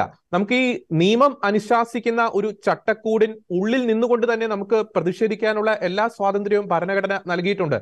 അല്ലാതെ ചില തീവ്രവാദ സ്വഭാവമുള്ളവർ കാണിക്കുന്നത് പോലെ നാട് കത്തിക്കാനോ അത്തരത്തിലുള്ള അക്രമ പ്രവർത്തനങ്ങൾക്ക് ക്രൈസ്തവർ ഒരു കാലത്തും തയ്യാറാകില്ല. പക്ഷെ നിയമം നമുക്ക് നൽകുന്ന ആനുകൂല്യങ്ങൾ നമുക്ക് പ്രയോജനപ്പെടുത്തിക്കൊണ്ട് ഒരു പ്രതിഷേധ മാർഗങ്ങൾ പോലും സ്വീകരിക്കാൻ സാധിക്കാത്ത തരത്തിൽ നമ്മുടെ കേരളത്തിലെ ക്രൈസ്തവരുടെ ഒരു പ്രതികരണ ശേഷി അസ്തമിച്ചു പോയോ ഡോക്ടർ ചാക്കോ കളമ്പറമ്പിൽ? ജോജി, കണ്ണിന് പകരം കണ്ണ്, പല്ലിന് പകരം പല്ല് എന്നുള്ളത് ക്രൈസ്തവ സിദ്ധാന്തമല്ല. മറിച്ച് ഒരു കരണത്തടിക്കുന്നവനും മറുകരണം കാണിച്ചു കൊടുക്കുന്നവെന്ന് പറഞ്ഞ നസ്രായന്റെ ശിഷ്യന്മാരാണ് നമ്മൾ. തീർച്ചയായിട്ടും എന്നെ അടിച്ചപ്പോൾ എന്തിനു നീ എന്നെ അടിച്ചു ആവശ്യമില്ലാതെ ചോദിച്ചവന്റെ ശിഷ്യന്മാരാണ് നമ്മൾ. അതുകൊണ്ട് തന്നെ അടിക്കുന്നവനോട് നീ എന്തിന് എന്നെ അടിച്ചു എന്ന് ചോദിക്കാനുള്ള ആർജവമുള്ള സമൂഹമാണ് നമ്മൾ. അത് നമ്മൾ തീർച്ചയായിട്ടും ചോദിക്കും. അത്തരത്തിലുള്ള പ്രതിഷേധങ്ങൾ ഈ ദിവസങ്ങൾ ഉണ്ടാവും. പക്ഷെ അത് ആരെയെങ്കിലും ഉപദ്രവിച്ചുകൊണ്ടോ മറ്റുള്ളവനെ ഇല്ലായ്മ ചെയ്യാൻ ശ്രമിച്ചുകൊണ്ടോ അല്ല, മറിച്ച് ജനകീയമായ ജനാധിപത്യ സംവിധാനത്തിന്റെ രീതിയിലും അതേസമയത്ത് ക്രൈസ്തവ മൂല്യങ്ങൾ ഉറച്ചു നിന്നുകൊണ്ടും അത്തരം പ്രതിഷേധങ്ങൾ എല്ലാ മനസ്സിലും ഉയർന്നിട്ടുണ്ട് കേരളത്തില്. ജോജിക്ക് പറയാൻ കഴിയുമോ ഈ കേരളത്തിൽ ആരെങ്കിലും ഇതിനെ അനുകൂലിക്കും, ഈവൻ ഒരു മറ്റു മതവിശ്വാസികൾ പോലും ഇതിനെ അനുകൂലിക്കുമെന്ന്? എല്ലാവരും തീർച്ചയായിട്ടും അവൻ യഥാർത്ഥ ദൈവവിശ്വാസിയാണെങ്കിൽ ഇതിനെ അപലപിച്ചിരിക്കണം. അങ്ങനെ അപലപിക്കുന്ന ഒരു സമൂഹം ഈ കേരളത്തിലുണ്ട് എന്നുള്ള ഉറപ്പാണ് ഇത്തരത്തിലുള്ള വലിയ പ്രകടനങ്ങളും പ്രതിഷേധങ്ങളുമായി മുമ്പോട്ട് പോകുന്നതിന് പകരം സംയമനത്തോടെ പ്രതിഷേധങ്ങളിലൂടെ നമ്മളുടെ വികാരങ്ങൾ ഉത്തരവാദിത്തപ്പെട്ടവരെ അറിയിക്കാനുള്ള പരിശ്രമം നടത്തുന്നത്. അവിടെയും ഒരു ക്രൈസ്തവമായിട്ടുള്ള കാഴ്ചപ്പാട് നമ്മുടെ വിശ്വാസ സമൂഹത്തിനുണ്ട് എന്ന തിരിച്ചറിവ് മറ്റു സമുദായങ്ങൾ മനസ്സിലാക്കാൻ കൂടി അത് കാരണമായി തീരുമെന്ന് ഞാൻ വിശ്വസിക്കുകയാണ്. ഒരു ഉപചോദ്യം കൂടി ഡോക്ടർ ചാക്കോ കളമറമ്പിൽ, ഈ ഒരു നിമിഷം വരെ ഒരു മീഡിയയിൽ പോലും ഒരു ഫ്ലാഷ് ന്യൂസോ അല്ലെങ്കിൽ ഒരു ബ്രേക്കിംഗ് ന്യൂസോ അല്ലെങ്കിൽ ചെറിയൊരു അപ്ഡേഷൻ ആയിട്ടോ അവരുടെ ഒരു CG ഗ്രാഫിക്സിലൊന്നും ഈ ഒരു ന്യൂസ് വരുന്നില്ല. എന്തുകൊണ്ടാണ് ഇങ്ങനെ സംഭവിക്കുന്നത്? കേരളത്തിലെ തന്നെ ഇപ്പം ന്യൂനപക്ഷ സമുദായമാണ്, ഒരു പ്രബല സമുദായമാണ്, ന്യൂനപക്ഷങ്ങളിൽ ന്യൂനപക്ഷമായ ക്രൈസ്തവ സമുദായം. പക്ഷേ ഒരു മീഡിയ പോലും ഒരു വാർത്ത പോലും കൊടുക്കുന്നില്ല. ഒരു സെലക്റ്റീവ് ഒരു ജേർണലിസത്തിന്റെ ഒരു അധപതനമല്ലേ നാം ഇപ്പോൾ കണ്ടുകൊണ്ടിരിക്കുന്നത്? ഡോക്ടർ ചാക്കോ കളമറമ്പിൽ, താങ്കൾ പറഞ്ഞത് വളരെ പ്രധാനപ്പെട്ട ഒരു കാര്യമാണ്. മാധ്യമങ്ങൾ പോലും ഇന്ന് മാധ്യമ സിൻഡിക്കേറ്റുകളായി, അതല്ലെങ്കിൽ മാധ്യമങ്ങൾ പോലും ചില വിധ്വംസ ശക്തികളുടെയോ ഭീകരവാദികളുടെയോ ഒക്കെ അടിമകളായി മാറിയ ഒരു കാലഘട്ടമാണ്. ഒരു പരിധിവരെ നല്ലൊരു ശതമാനം മാധ്യമങ്ങളും പണത്തിന് 1-ാം സ്ഥാനം കൊടുക്കുക, റേറ്റിംഗിന് 1-ാം സ്ഥാനം കൊടുക്കുക, മൂല്യാധിഷ്ഠിത വാർത്താ പ്രക്ഷേപണങ്ങൾക്കോ അല്ലെങ്കിൽ വാർത്താ സംപ്രേഷണങ്ങൾക്കോ പ്രാധാന്യം നഷ്ടപ്പെട്ടുകൊണ്ടിരിക്കുന്ന ഒരു കാലഘട്ടത്തിലാണ് ഞാനും താങ്കൾ ജീവിക്കുന്നത്. അപവാദങ്ങളില്ല എന്ന് ഞാൻ പറയുന്നില്ല. ചില മാധ്യമങ്ങൾ വളരെ കൃത്യമായും വ്യക്തമായും അത് ചെയ്യുന്നുണ്ട്.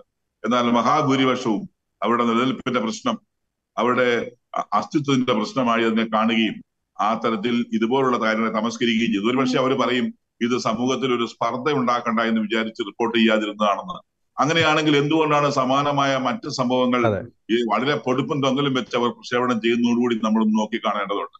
അപ്പൊ വാസ്തവത്തിൽ സമൂഹത്തിൽ സ്പർദ്ധ ഉണ്ടാക്കാതിരിക്കാനായി ഒരു സംയമനം പാലിക്കുന്നതിനപ്പുറത്തേക്ക് താങ്കൾ പറഞ്ഞ ഒരു സെലക്റ്റീവ് ജേർണലിസം, എനിക്ക് ആവശ്യമുള്ളവനെ ഞാൻ പ്രീണിപ്പിക്കും, എനിക്ക് ആവശ്യമില്ലാത്തവരെ ഞാൻ അനാവശ്യമായിട്ട് ഉപദ്രവിക്കും എന്നുള്ള ചിന്താധാരയിൽ നിന്ന് ഉയരുന്നതാണ് പല മാധ്യമങ്ങളുടെയും ഇത്തരത്തിലുള്ള സമീപനം എന്ന് തന്നെയാണ് എന്റെയും അഭിപ്രായം. ഓക്കെ, യെസ്, വളരെ വ്യക്തമായി തന്നെ അങ്ങ് അവതരിപ്പിച്ചു. അഡ്വക്കേറ്റ് നോബിൾ മാത്യു, നേരത്തെ അങ്ങ് തുടക്കത്തിൽ പറഞ്ഞൊരു പോയിന്റിലേക്ക് തന്നെയാണ് വരുന്നത്. ഈ ഒരു കാലങ്ങളായി കേരളത്തിലെ ഇരു മുന്നണികളും കേരളത്തിൽ തുടർന്നുകൊണ്ടുപോയ ഒരു വോട്ട് ബാങ്ക് രാഷ്ട്രീയം, അതിനെ തുടർന്നുണ്ടായ ചില പ്രീണന നയങ്ങളുടെയൊക്കെ ഒരു ബൈ പ്രോഡക്റ്റ് അല്ലേ ഈ കേരളത്തിലെ ഈ മുസ്തഫമാർ? ഈ ഒരു വോട്ട് ബാങ്ക് രാഷ്ട്രീയം കേരളത്തെ എവിടെ കൊണ്ടുചെന്നെത്തിക്കും? നമുക്കറിയാം, വളരെ ശക്തമായിട്ടുള്ള ഒരു നടപടി കേന്ദ്ര സർക്കാരിന്റെ ഭാഗത്തു നിന്നുണ്ടായി. പോപ്പുലർ ഫ്രണ്ടിനെ നിരോധിക്കുന്ന തരത്തിലുള്ള നയങ്ങൾ, ആ ഒരു സംഘടനയെ നിരോധിച്ചു.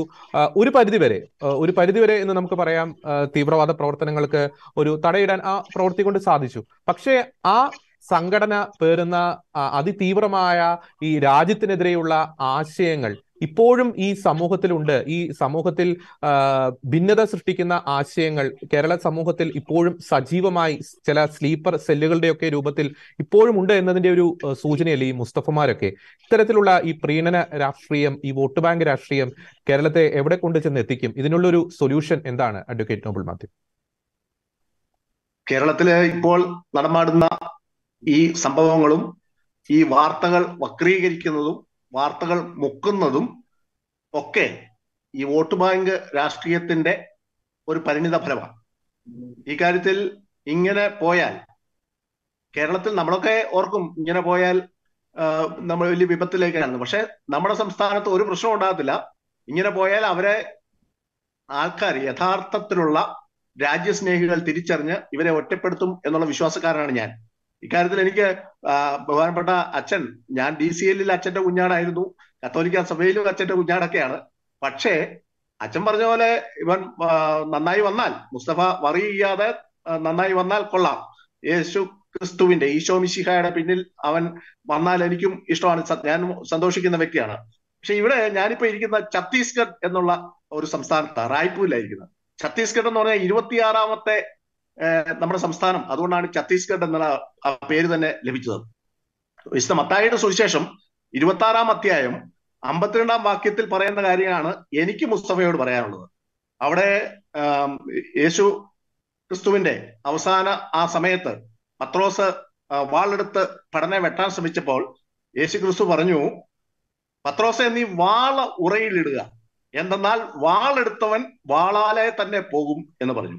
ഇവിടെ മുസ്തഫയോട് എനിക്ക് പറയാനുള്ളത്, മുസ്തഫയോടും മുസ്തഫയെ പിന്തുണയ്ക്കുന്ന രണ്ട് വിഭാഗക്കാരോടും, ഈ മതേതരത്വം പറഞ്ഞ് മുസ്തഫയെ പിന്തുണയ്ക്കുന്ന ആൾക്കാരുണ്ടല്ലോ, അവരോടും എനിക്ക് പറയാനുള്ളത്, നീ മുസ്തഫ വാള ഉറയിലിടൂ, ഇല്ലെങ്കിൽ ഈ വാളാലെ തന്നെ നിങ്ങൾ തീരുന്ന ഒരവസ്ഥ കേരളത്തിൽ സംജാതമാകും എന്നുള്ള വിശ്വാസമാണ് എനിക്കുള്ളത്. ബഹുമാനപ്പെട്ട പാലായിലെ കല്ലറങ്ങാട്ട് പിതാവ് പറഞ്ഞ കാര്യം, കല്ലറങ്ങാട്ട് പിതാവ് കുറവലങ്ങാട് മർത്താമറിയും പള്ളിയിലെ 8 നോയമ്പാചരണത്തിന് സമാപനത്തിൽ പറഞ്ഞ അദ്ദേഹത്തിന്റെ കുഞ്ഞാടുകളോടായിട്ട് പറഞ്ഞതിൽ പതിരില്ല, അത് മുഴുവൻ യാഥാർത്ഥ്യമാണ് എന്നുള്ള കാര്യത്തിൽ സംശയമുണ്ടോ? അപ്പൊ അങ്ങനെ പറഞ്ഞതിനെതിരെ ഇവിടെ ഉണ്ടായ ആ വികാരം, ഇവിടെ ഉണ്ടാക്കിയെടുത്ത വികാരം, ആ വികാരം എന്തേ ഇങ്ങനെയുള്ള ഒരു സമയത്ത് ഉണ്ടാക്കാത്തത് മാധ്യമങ്ങൾ? ഈ മാധ്യമങ്ങളൊക്കെ ഇപ്പൊ നമ്മുടെ നാട്ടിലും നമ്മളൊക്കെ പ്രതീക്ഷിക്കുന്നതൊന്നുമല്ല. ഇപ്പൊ കുറെ ആൾക്കാരുണ്ട്, operation of the printed world. നമ്മളിപ്പോഴും പല സ്ഥലത്തും അടിമത്തത്തിലാണ്. ഈ operation of the printed world, operation of the media, electronic media, അതൊക്കെ ഇപ്പോ ഉണ്ട്. പക്ഷെ ജനങ്ങൾ ചിന്തിക്കും. ആ ചിന്തിച്ച് വരുമ്പോഴത്തേന് ഈ കാര്യമൊക്കെ മാറും. ജനങ്ങൾ ഇപ്പൊ ആദ്യമേ മാധ്യമങ്ങൾ കൊണ്ടുവരും ബ്രേക്കിംഗ് ന്യൂസ് എന്നൊക്കെ പറഞ്ഞു. രണ്ടാമതൊരു കാര്യം ചിന്തിക്കാനായിട്ട് ജനത്തിന് അവസരം കിട്ടും. അങ്ങനെ ചിന്തിക്കുമ്പോൾ കേരളത്തിലും ഇത്തരം പ്രീണന രാഷ്ട്രീയങ്ങൾക്ക് അറുതി വരും എന്നുള്ളതാണ് എന്റെ വിശ്വാസം. പിന്നെ ഇങ്ങനെയുള്ള കാര്യങ്ങൾ, എന്റെ പിതാവിനാൽ വിളിക്കപ്പെടാതെ ആരും എന്റെ സന്നിധിയിൽ വരുന്നില്ല എന്ന് പറയുന്ന പോലെ മുസ്തഫയെ വിളിച്ച് അദ്ദേഹത്തിന് മാനസാന്തരം ഉണ്ടാകുന്നതാണെങ്കിൽ ആ കാര്യത്തിൽ ഏറ്റവും സന്തോഷിക്കുന്ന ആളായിരിക്കും ഞാൻ. പക്ഷേ അതുവഴി ഒരു സമൂഹത്തിനെ, അവരുടെ ഹൃദയവികാരങ്ങളെ വ്രണിതപ്പെടുത്താനാണ് ശ്രമമെങ്കിൽ അത് വാള് അവിടെ ഉറയിലിട്ട് മതി എന്നുള്ളതാണ് എന്റെ തിളയ്ക്കുന്ന ചോരയുള്ള എന്റെ ശരീരത്തിൽ നിന്നും എനിക്ക് പറയാൻ സാധിക്കുന്നത്. ഒപ്പം തന്നെ അഡ്വക്കേറ്റ് നോബിൾ മാത്യു, നമ്മൾ ഈ മതസ്പർദ്ധയുമായി ബന്ധപ്പെട്ട ഒരു വിഷയം ചർച്ച ചെയ്യുമ്പോൾ തീർച്ചയായും പരാമർശിക്കേണ്ട ഒരു കാര്യമാണ് അങ്ങയുടെ പാർട്ടിയുടെ തന്നെ ഒരു നേതാവായ നുപുർ ശർമ്മയുടെ ഒരു വിഷയം. ഈ ഒരു വിഷയവുമായി നമുക്ക് കമ്പയർ ചെയ്യാൻ പോലും സാധിക്കാത്ത ഒരു ഇഷ്യൂ ആണ് നുപുർ ശർമ്മയുടെ ആ ഒരു ഇഷ്യൂ. ഒരു ചാനൽ ചർച്ചയിൽ ഒരു പരാമർശം നടത്തി എന്നതിന്റെ പേരിൽ വടക്കേന്ത്യയിലും ഇന്ത്യയിൽ ആകമാനമുണ്ടായ കോലാഹലങ്ങൾ നമുക്ക് അറിയാവുന്നതാണ്. ഒപ്പം തന്നെ ആ വ്യക്തിയുടെ ഒരു പോസ്റ്റ് സാമൂഹ്യ മാധ്യമത്തിൽ പങ്കുവെച്ചതിന്റെ പേരിൽ രാജസ്ഥാനിലെ ഉദയ്പൂരിൽ കനേലാൽ എന്ന ഒരു ടൈലർ കഴുത്തറുത്ത് കൊല ചെയ്യപ്പെട്ടു. അതിനേക്കാളൊക്കെ വളരെ ഭീകരമായ ഒരു മതനിന്ദയാണ് ഇവിടെ സംഭവിച്ചിരിക്കുന്നത്. അപ്പോൾ മാധ്യമങ്ങൾക്കും ഒന്നും മിണ്ടാട്ടമില്ല, രാഷ്ട്രീയക്കാർക്ക് മിണ്ടാട്ടമില്ല. ഒരു ഇരട്ടത്താപ്പിന്റെ ഒരു അതിദയനീയമായ അല്ലെങ്കിൽ അതിഭീകരമായ ഒരു ദൃഷ്ടാന്തമല്ലേ നമ്മൾ ഈ ഒരു കേസിൽ നാം കാണുന്നത്? ഇതിനു മുമ്പ് ചാക്കോ സാർ പറഞ്ഞല്ലോ, മാധ്യമങ്ങൾക്കൊക്കെ ഇൻട്രസ്റ്റ് ഉണ്ട്, താല്പര്യങ്ങളുണ്ട്.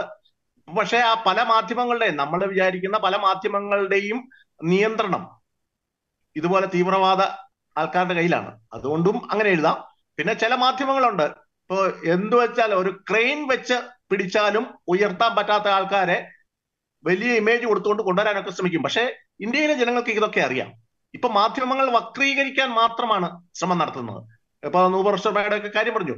രാഷ്ട്രീയത്തില് അറിയാമല്ലോ, ഒരടി മുന്നോട്ട് വെക്കണം, 2 അടി മുന്നോട്ട് വെക്കണം, 1 അടി പിന്നോട്ട് വെക്കണം. അങ്ങനെ രാഷ്ട്രീയത്തില് ഈ കാര്യങ്ങളൊക്കെ കൈകാര്യം ചെയ്യാൻ പറ്റുന്ന മിടുക്കരായ രാഷ്ട്രീയക്കാർ ഇന്ന് ഭാരതത്തിലുണ്ട്.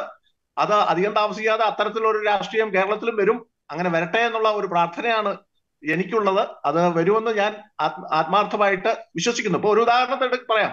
പണ്ട് ഒരാൾ പറഞ്ഞു, ഈ കാശ്മീരിൽ മുലപ്പാൽ കുടിച്ചിട്ടുള്ള ആരെങ്കിലും ഉണ്ടെങ്കിൽ കാശ്മീർ വന്ന് പതാക ഉയർത്തട്ടെ എന്ന് പറഞ്ഞു. 1990 ഭീകരർ പറഞ്ഞു. പക്ഷെ അന്ന് അവിടെ ചെന്ന് മുലപ്പാല് കുടിച്ചിട്ടുള്ള ആള് ആരെങ്കിലും വന്ന്, ഞാൻ അവിടെ വരും, ഞാൻ വരുമ്പോൾ മുലപ്പാല് കുടിച്ചിട്ടുള്ള ആരെങ്കിലും വന്ന് എതിർക്കാൻ പറഞ്ഞു, ഞാൻ അകമ്പടി ഇല്ലാതെ വരും, ഒറ്റയ്ക്ക് വരും എന്ന് പറഞ്ഞു. അവിടെ ചെന്ന് പതാക ഉയർത്തിയിട്ടുള്ള ആൾക്കാരാണ് ഇന്ന് ഇന്ത്യ ഭരിക്കുന്നത് എന്ന് ഓർത്താൽ ഇത്തരത്തിലുള്ള ഈ പ്രീണന രാഷ്ട്രീയക്കാർക്ക് അതൊരു മുന്നറിയിപ്പാണ് എന്ന് പറയാൻ ഞാൻ ആഗ്രഹിക്കുകയാണ്.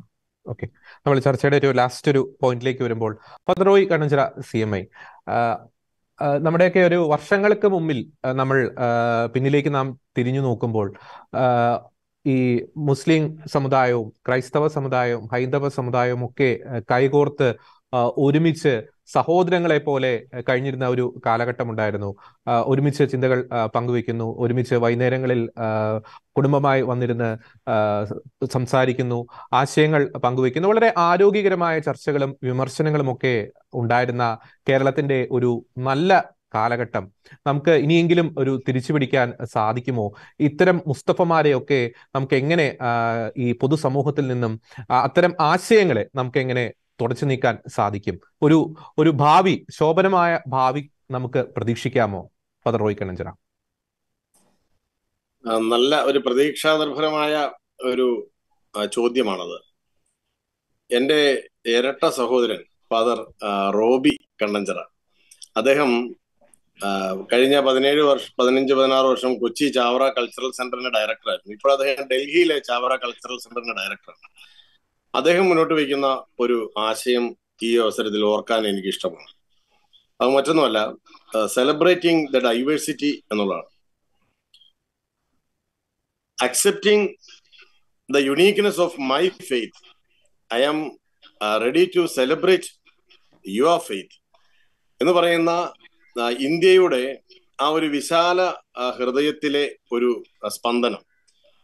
എന്റെ വിശ്വാസം, ഞാൻ വിശ്വസിക്കുന്നു, എനിക്കത് പ്രധാനപ്പെട്ടതാണ്, ഞാൻ അതിനുവേണ്ടി എന്റെ ജീവൻ സമർപ്പിച്ചിരിക്കുന്നു. അതേസമയം തന്നെ നിന്റെ വിശ്വാസത്തെ ഞാൻ ആദരിക്കുന്നു. അത് ഭാരതത്തിന്റെ ഭരണഘടന അനുശാസിക്കുന്ന മൗലിക അവകാശമാണ്. പരസ്പരമുള്ള വിശ്വാസത്തെ ആദരിക്കാനും സംരക്ഷിക്കാനും പ്രഘോഷിക്കാനുമുള്ളത് മൗലിക അവകാശമാണ്. അപ്പോൾ ഈ വൈവിധ്യങ്ങളെ ആഘോഷമാക്കിയിരുന്ന ഒരു സംസ്കാരം നമ്മുടെ കേരളത്തിലുണ്ടായിരുന്നു. ഇപ്പൊ ഞങ്ങൾ താമസിക്കുന്ന ഇടുക്കി ജില്ലയിലെ, ഞങ്ങളുടെ വീട് ഇടുക്കി ജില്ലയിലെ പ്രകാശ് എന്ന് പറയുന്ന ഗ്രാമത്തിലാണ്. അപ്പൊ അവിടെ ഞാൻ ഓർക്കുന്നു, പ്രകാശ്, കിളിയാറുകണ്ടം, തങ്കമണി, തോപ്രാംകുടി തുടങ്ങിയ നാട്ടുഗ്രാമങ്ങളിൽ അവിടെ ഞങ്ങൾക്ക് ജാതി മത വ്യത്യാസങ്ങളില്ലാതെ എല്ലാവരും കൂടെ ഒരുമിച്ചാണ് ജീവിച്ചിരുന്നത്. ഇപ്പോഴും അങ്ങനെ തന്നെയാണ് ജീവിക്കുന്നത്. ഞങ്ങളുടെ തിരുപ്പട്ടം കഴിഞ്ഞപ്പോൾ പട്ടത്തിന് സ്വീകരണം നൽകാൻ നേതൃത്വം നൽകിയ പ്രിയപ്പെട്ട പ്രഭാകരൻ ചേട്ടൻ, അദ്ദേഹം SNDPയുടെ അവിടുത്തെ നേതാവായിരുന്നു. അദ്ദേഹം ഈ കഴിഞ്ഞ ദിവസമാണ് നിര്യാതനായത്. അങ്ങനെ നമ്മുടെ ഓരോരുത്തരുടെയും, ഇപ്പം ക്രിസ്മസ് ആണെങ്കിലും വിഷു ആണെങ്കിലും മറ്റ് ആഘോഷങ്ങളാണെങ്കിലും എല്ലാവരും പരസ്പരം അങ്ങോട്ടും ഇങ്ങോട്ടും പങ്കുവെച്ചാണ് ഇതെല്ലാം കൊണ്ടാടിയിരുന്നത്. അങ്ങനെ ഒരു പരസ്പരമുള്ള ആദരവിന്റെ ഒരു മനസ്സും സംസ്കാരവും കേരളത്തിലുണ്ടായിരുന്നു.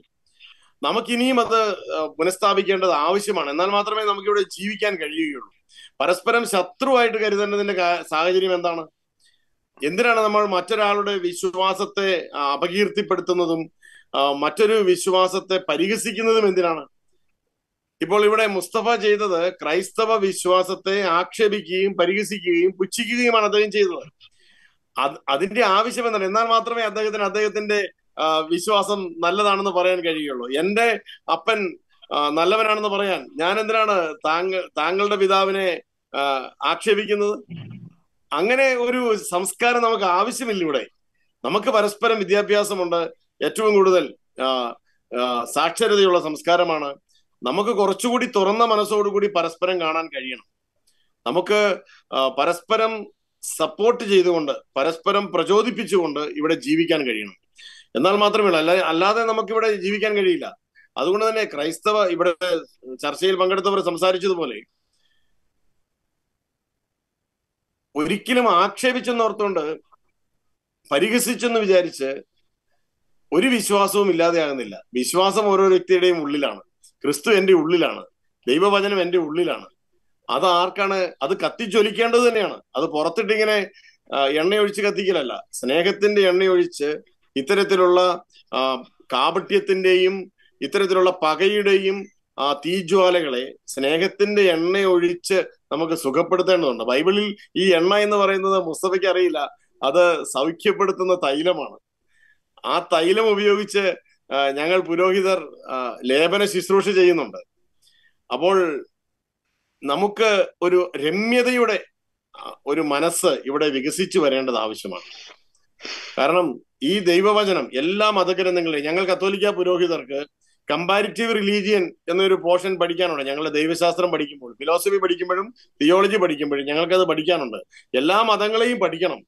അതുകൊണ്ട് എനിക്ക് മുസ്തഫമാരോട് പറയാനുള്ളത്, നിങ്ങൾ ക്രിസ്തു മതം എന്താണെന്ന് പഠിക്കണം. ആദ്യം നിങ്ങൾ നിങ്ങളുടെ മതം എന്താണെന്ന് പഠിക്കുക. നിങ്ങളുടെ മതം പഠിച്ചു കഴിഞ്ഞാൽ മറ്റു മതങ്ങളെ ആദരിക്കാനേ തോന്നുകയുള്ളൂ, ആക്ഷേപിക്കാൻ തോന്നുകയില്ല. ഒരു മതം ഇല്ലാതെയായാൽ മാത്രമേ ഇവിടെ ഞങ്ങളുടെ വിശ്വാസം നിലനിൽക്കുകയുള്ളൂ. അങ്ങനെ ഇല്ലാതെയാക്കിയിട്ട് തന്നെ വേണം നിലനിർത്താൻ എന്ന് പറയുമ്പോൾ നിങ്ങൾക്ക് നിങ്ങളുടെ മതത്തിലുള്ള ആത്മവിശ്വാസമില്ലായ്മയാണ് അത് കാണിക്കുന്നത്. എന്തിനാണ് ഇങ്ങനെ അപകർഷതാബോധമുള്ളവരായിട്ട് മറ്റുള്ളവരെ ആക്ഷേപിക്കുന്നത്?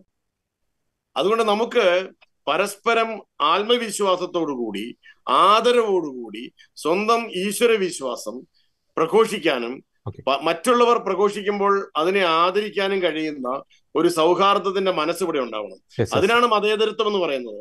അതല്ലാതെ ഞങ്ങളിപ്പോ കഴുത്ത് കണ്ടിച്ചു എന്ന് വിചാരിച്ച് ഞങ്ങളെ എന്നിട്ട് തീവ്രവാദികൾ എന്ന് വിളിക്കുകയാണ് എന്ന് പറഞ്ഞ് നിലവിളിച്ച് ഇരവാദം ഉൽപ്പാദിപ്പിച്ച് ഇവിടെ അത്തരത്തിലുള്ള ഒരു അന്തരീക്ഷം സൃഷ്ടിച്ച് ബാക്കി എല്ലാവരും ഞങ്ങളെ അംഗീകരിച്ചു കൊള്ളണം എന്ന് പറയുന്ന, എന്നിട്ട് ഞങ്ങളുടെ പേര് സമാധാന മതം എന്നാണെന്ന് പറയുന്ന ആ രീതിയിലുള്ള ഒരു ഇരവാദത്തിന്റെ കൃത്രിമമായ പ്രത്യക്ഷപ്പെടലുകൾക്കൊന്നും ഇനി പ്രസക്തിയില്ല. കാര്യങ്ങളൊക്കെ എല്ലാവർക്കും മനസ്സിലാവുന്നുണ്ട്. അതുകൊണ്ട് നമുക്ക് പരസ്പരം സ്നേഹിക്കാനും ആദരിക്കാനും നമുക്ക് കഴിയട്ടെ. ഈ കഴിഞ്ഞ ദിവസം രാഹുൽ ഗാന്ധി നടത്തിയ യാത്രയുടെ ടാഗ് ലൈൻ വന്നത് കാപട്യത്തിന്റെ ലോകത്ത് സ്നേഹത്തിന്റെ വീട് പണിയാം എന്നുള്ള ആശയത്തിലാണ്. ഇപ്പം നോബൽ സാർ പറഞ്ഞതുപോലെ അവിടെ പോയി ദേശീയ പതാക ഉയർത്താനായിട്ടുള്ള ധൈര്യം ഉള്ള നേതാക്കൾ ഭാരതത്തിൽ ഉണ്ടാവട്ടെ, ഇനിയും ഉണ്ടാവട്ടെ എന്ന് പറഞ്ഞു. നമ്മളെ കത്തിക്കുന്നവരുടെ അരികിലേക്ക് ചെന്ന് സ്നേഹത്തിന്റെ തീജ്വാല ഉള്ളിൽ ജ്വലിപ്പിക്കാൻ കഴിയുന്ന മത സൗഹാർദ്ദത്തിന്റെയും വിശ്വാസത്തിന്റെയും പ്രതിനിധികൾ ഉണരട്ടെ. അത്തരത്തിലുള്ളവർ ഒരുമിച്ച് സംസാരിക്കട്ടെ. അങ്ങനെയുള്ളവർ ഇവിടെ ഈ നാടിനെ മുന്നോട്ട് നയിക്കട്ടെ. നന്മയാണ് എനിക്ക് ആശംസിക്കാനുള്ളത്. ഈ ചർച്ചയിൽ പങ്കെടുത്ത എല്ലാവരും. ചർച്ചയുടെ ഏറ്റവും ലാസ്റ്റത്തെ ഒരു ക്വസ്റ്റ്യൻ ഡോക്ടർ ചാക്കോ കളമ്പുറം, ഞാൻ നേരത്തെ അച്ഛനോട് ചോദിച്ച ഒരു ചോദ്യം തന്നെയാണ്. ഈ നല്ല കാലത്തേക്കുള്ള ഒരു തിരിച്ചുപോക്ക് ചിലരുടെ മാത്രം ഒരു ബാധ്യതയാണോ, അല്ലെങ്കിൽ ചിലരുടെ മാത്രം ഒരു ആവശ്യമായി തീരുന്നുണ്ടോ? ചുരുങ്ങിയ വാക്കുകളിൽ ഡോക്ടർ ചാക്കോ കളമ്പുറം. തീർച്ചയായിട്ടും നല്ല കാലം എന്ന് പറയുന്നത് നമ്മൾക്ക് എല്ലാ കാലത്തും ഉണ്ട്. നമ്മൾ ചില കാലങ്ങളെ നല്ലത്, ചില കാലങ്ങൾ മോശം വിഭജിക്കുന്നുള്ളതേ ഉള്ളൂ എന്ന് ഞാൻ മനസ്സിലാക്കും. ഇവിടെയും നല്ല കാലമുണ്ട്, ഒരുപാട് നല്ല മനുഷ്യരുണ്ട്. പക്ഷേ ഈ നല്ല മനുഷ്യരുടെ ശബ്ദം പുറത്തേക്ക് വരുന്നില്ല. വെറും സമൂഹത്തിന്റെ പുഴുക്കുത്തുകളുടെ ശബ്ദം പുറത്തേക്ക് വരുന്നു. അതിനെ പ്രചരിപ്പിക്കാനായിട്ട് ഈ പറയുന്ന ചില മാധ്യമ സംസ്കാരങ്ങൾ കൂട്ടുനിൽക്കുകയും ചെയ്യുന്നുള്ളതാണ് ഈ കാലഘട്ടത്തിന്റെ അപജയം. തീർച്ചയായിട്ടും നമുക്ക് അതിനെ തിരിച്ചു പിടിക്കണം. ഒന്ന്, ഈ മാധ്യമങ്ങളെ സംശുദ്ധീകരിക്കണം. പ്രത്യേകിച്ച് മാധ്യമ മേഖലയിൽ ഉണ്ടാകുന്ന അപജയങ്ങളെയും അപകീർത്തികളെയും നമുക്ക് സംശുദ്ധീകരിക്കണം. ഇത്തരത്തിലുള്ള മതവിശ്വാസങ്ങളെ തെറ്റായി പ്രചരിപ്പിക്കുന്ന മതവിശ്വാസങ്ങളെയും മതധാരണകളെയും തിരിച്ചെഴുതണം. ഇത്തരത്തിലുള്ള മതവിശ്വാസങ്ങള് സമാധാനത്തിനെതിരാണെങ്കിൽ അത്തരം വിശ്വാസങ്ങളെ തീർച്ചയായിട്ടും വേണ്ടാന്ന് പറഞ്ഞ് മാറ്റി നിർത്തിക്കൊണ്ട് സമാധാനത്തിന് നിലകൊള്ളുന്ന വ്യക്തിത്വങ്ങളെ മാത്രം ഉൾക്കൊള്ളുന്ന മതവിശ്വാസങ്ങൾ ഉണർന്നു വരണം. അതല്ലാതെ പരസ്പരം കടിച്ചു ചീറുന്ന, മതത്തിന്റെ പേരിലായാലും വിശ്വാസത്തിന്റെ പേരിലായാലും മറ്റുള്ളവനെ തകർക്കാൻ ശ്രമിക്കുന്ന, മറ്റുള്ളവനെ തകർത്തും മറ്റുള്ളവന്റെ വിശ്വാസങ്ങളെ നിഷ്ഠൂരമായിട്ട് അപകീർത്തിപ്പെടുത്തി മാത്രമേ എനിക്ക് എന്റെ വിശ്വാസത്തെ നിലനിർത്താൻ കഴിയുമെന്ന് ചിന്തിക്കുന്ന ചിന്താധാരകളെ തുടച്ചു നീക്കണം. അങ്ങനെ വേണം ഈ രാജ്യത്ത് ഒരു സംശുദ്ധീകരണം നടക്കാനെന്നാണ് ഞാൻ വിശ്വസിക്കുന്നത്. അങ്ങനെ ഒരു സംശുദ്ധീകരണം അനധിവിദൂര ഭാവിയിൽ സാധ്യമാകുമെന്നും അതിന് നമ്മൾ ഒന്നുചേർന്ന് നിന്ന് കഴിഞ്ഞാൽ, സമൂഹത്തിലെ എല്ലാ വിഭാഗം നല്ല മനുഷ്യരും ഒന്നുചേർന്ന് നിന്ന് കഴിഞ്ഞാൽ ഈ നല്ല നാളെ ഇവിടെ തന്നെ സംജാതമാക്കാൻ നമുക്ക് കഴിയുമെന്ന് ഞാനും വിശ്വസിക്കുകയാണ്. ഓക്കെ, വളരെ വ്യക്തമാണ്. ക്രൈസ്തവർ നേരിട്ട ഈ സമാനതകളില്ലാത്ത അവഹേളനത്തിനെതിരെ ഈ രാജ്യത്തിന്റെ നിയമം നൽകുന്ന എല്ലാ അവകാശങ്ങളും ഉപയോഗിച്ച് പോരാടുവാൻ ക്രൈസ്തവ സമുദായത്തിന് സാധിക്കട്ടെ. അതിനുള്ള ആർജവം, അതിനുള്ള ഇച്ഛാശക്തി ക്രൈസ്തവ സമുദായത്തിന്റെ നേതൃത്വം കാണിക്കട്ടെ. ഒപ്പം തന്നെ എല്ലാവരും സഹോദരങ്ങളായി ജീവിക്കുന്ന ആ ഒരു നല്ല കാലം യാഥാർത്ഥ്യമാകുവാൻ എല്ലാ സമുദായത്തിലും പെട്ടവർ കൈകോർത്ത് ഉണർന്ന് പ്രവർത്തിക്കട്ടെ. ഈ ചർച്ചയിൽ വളരെ സജീവമായി പങ്കെടുത്ത അഡ്വക്കേറ്റ് നോബൽ മാത്യു, ഒപ്പം തന്നെ doctor Chacko Kalamarambil, father Roy Kannanchira CMI, 3 പേർക്കും നന്ദി.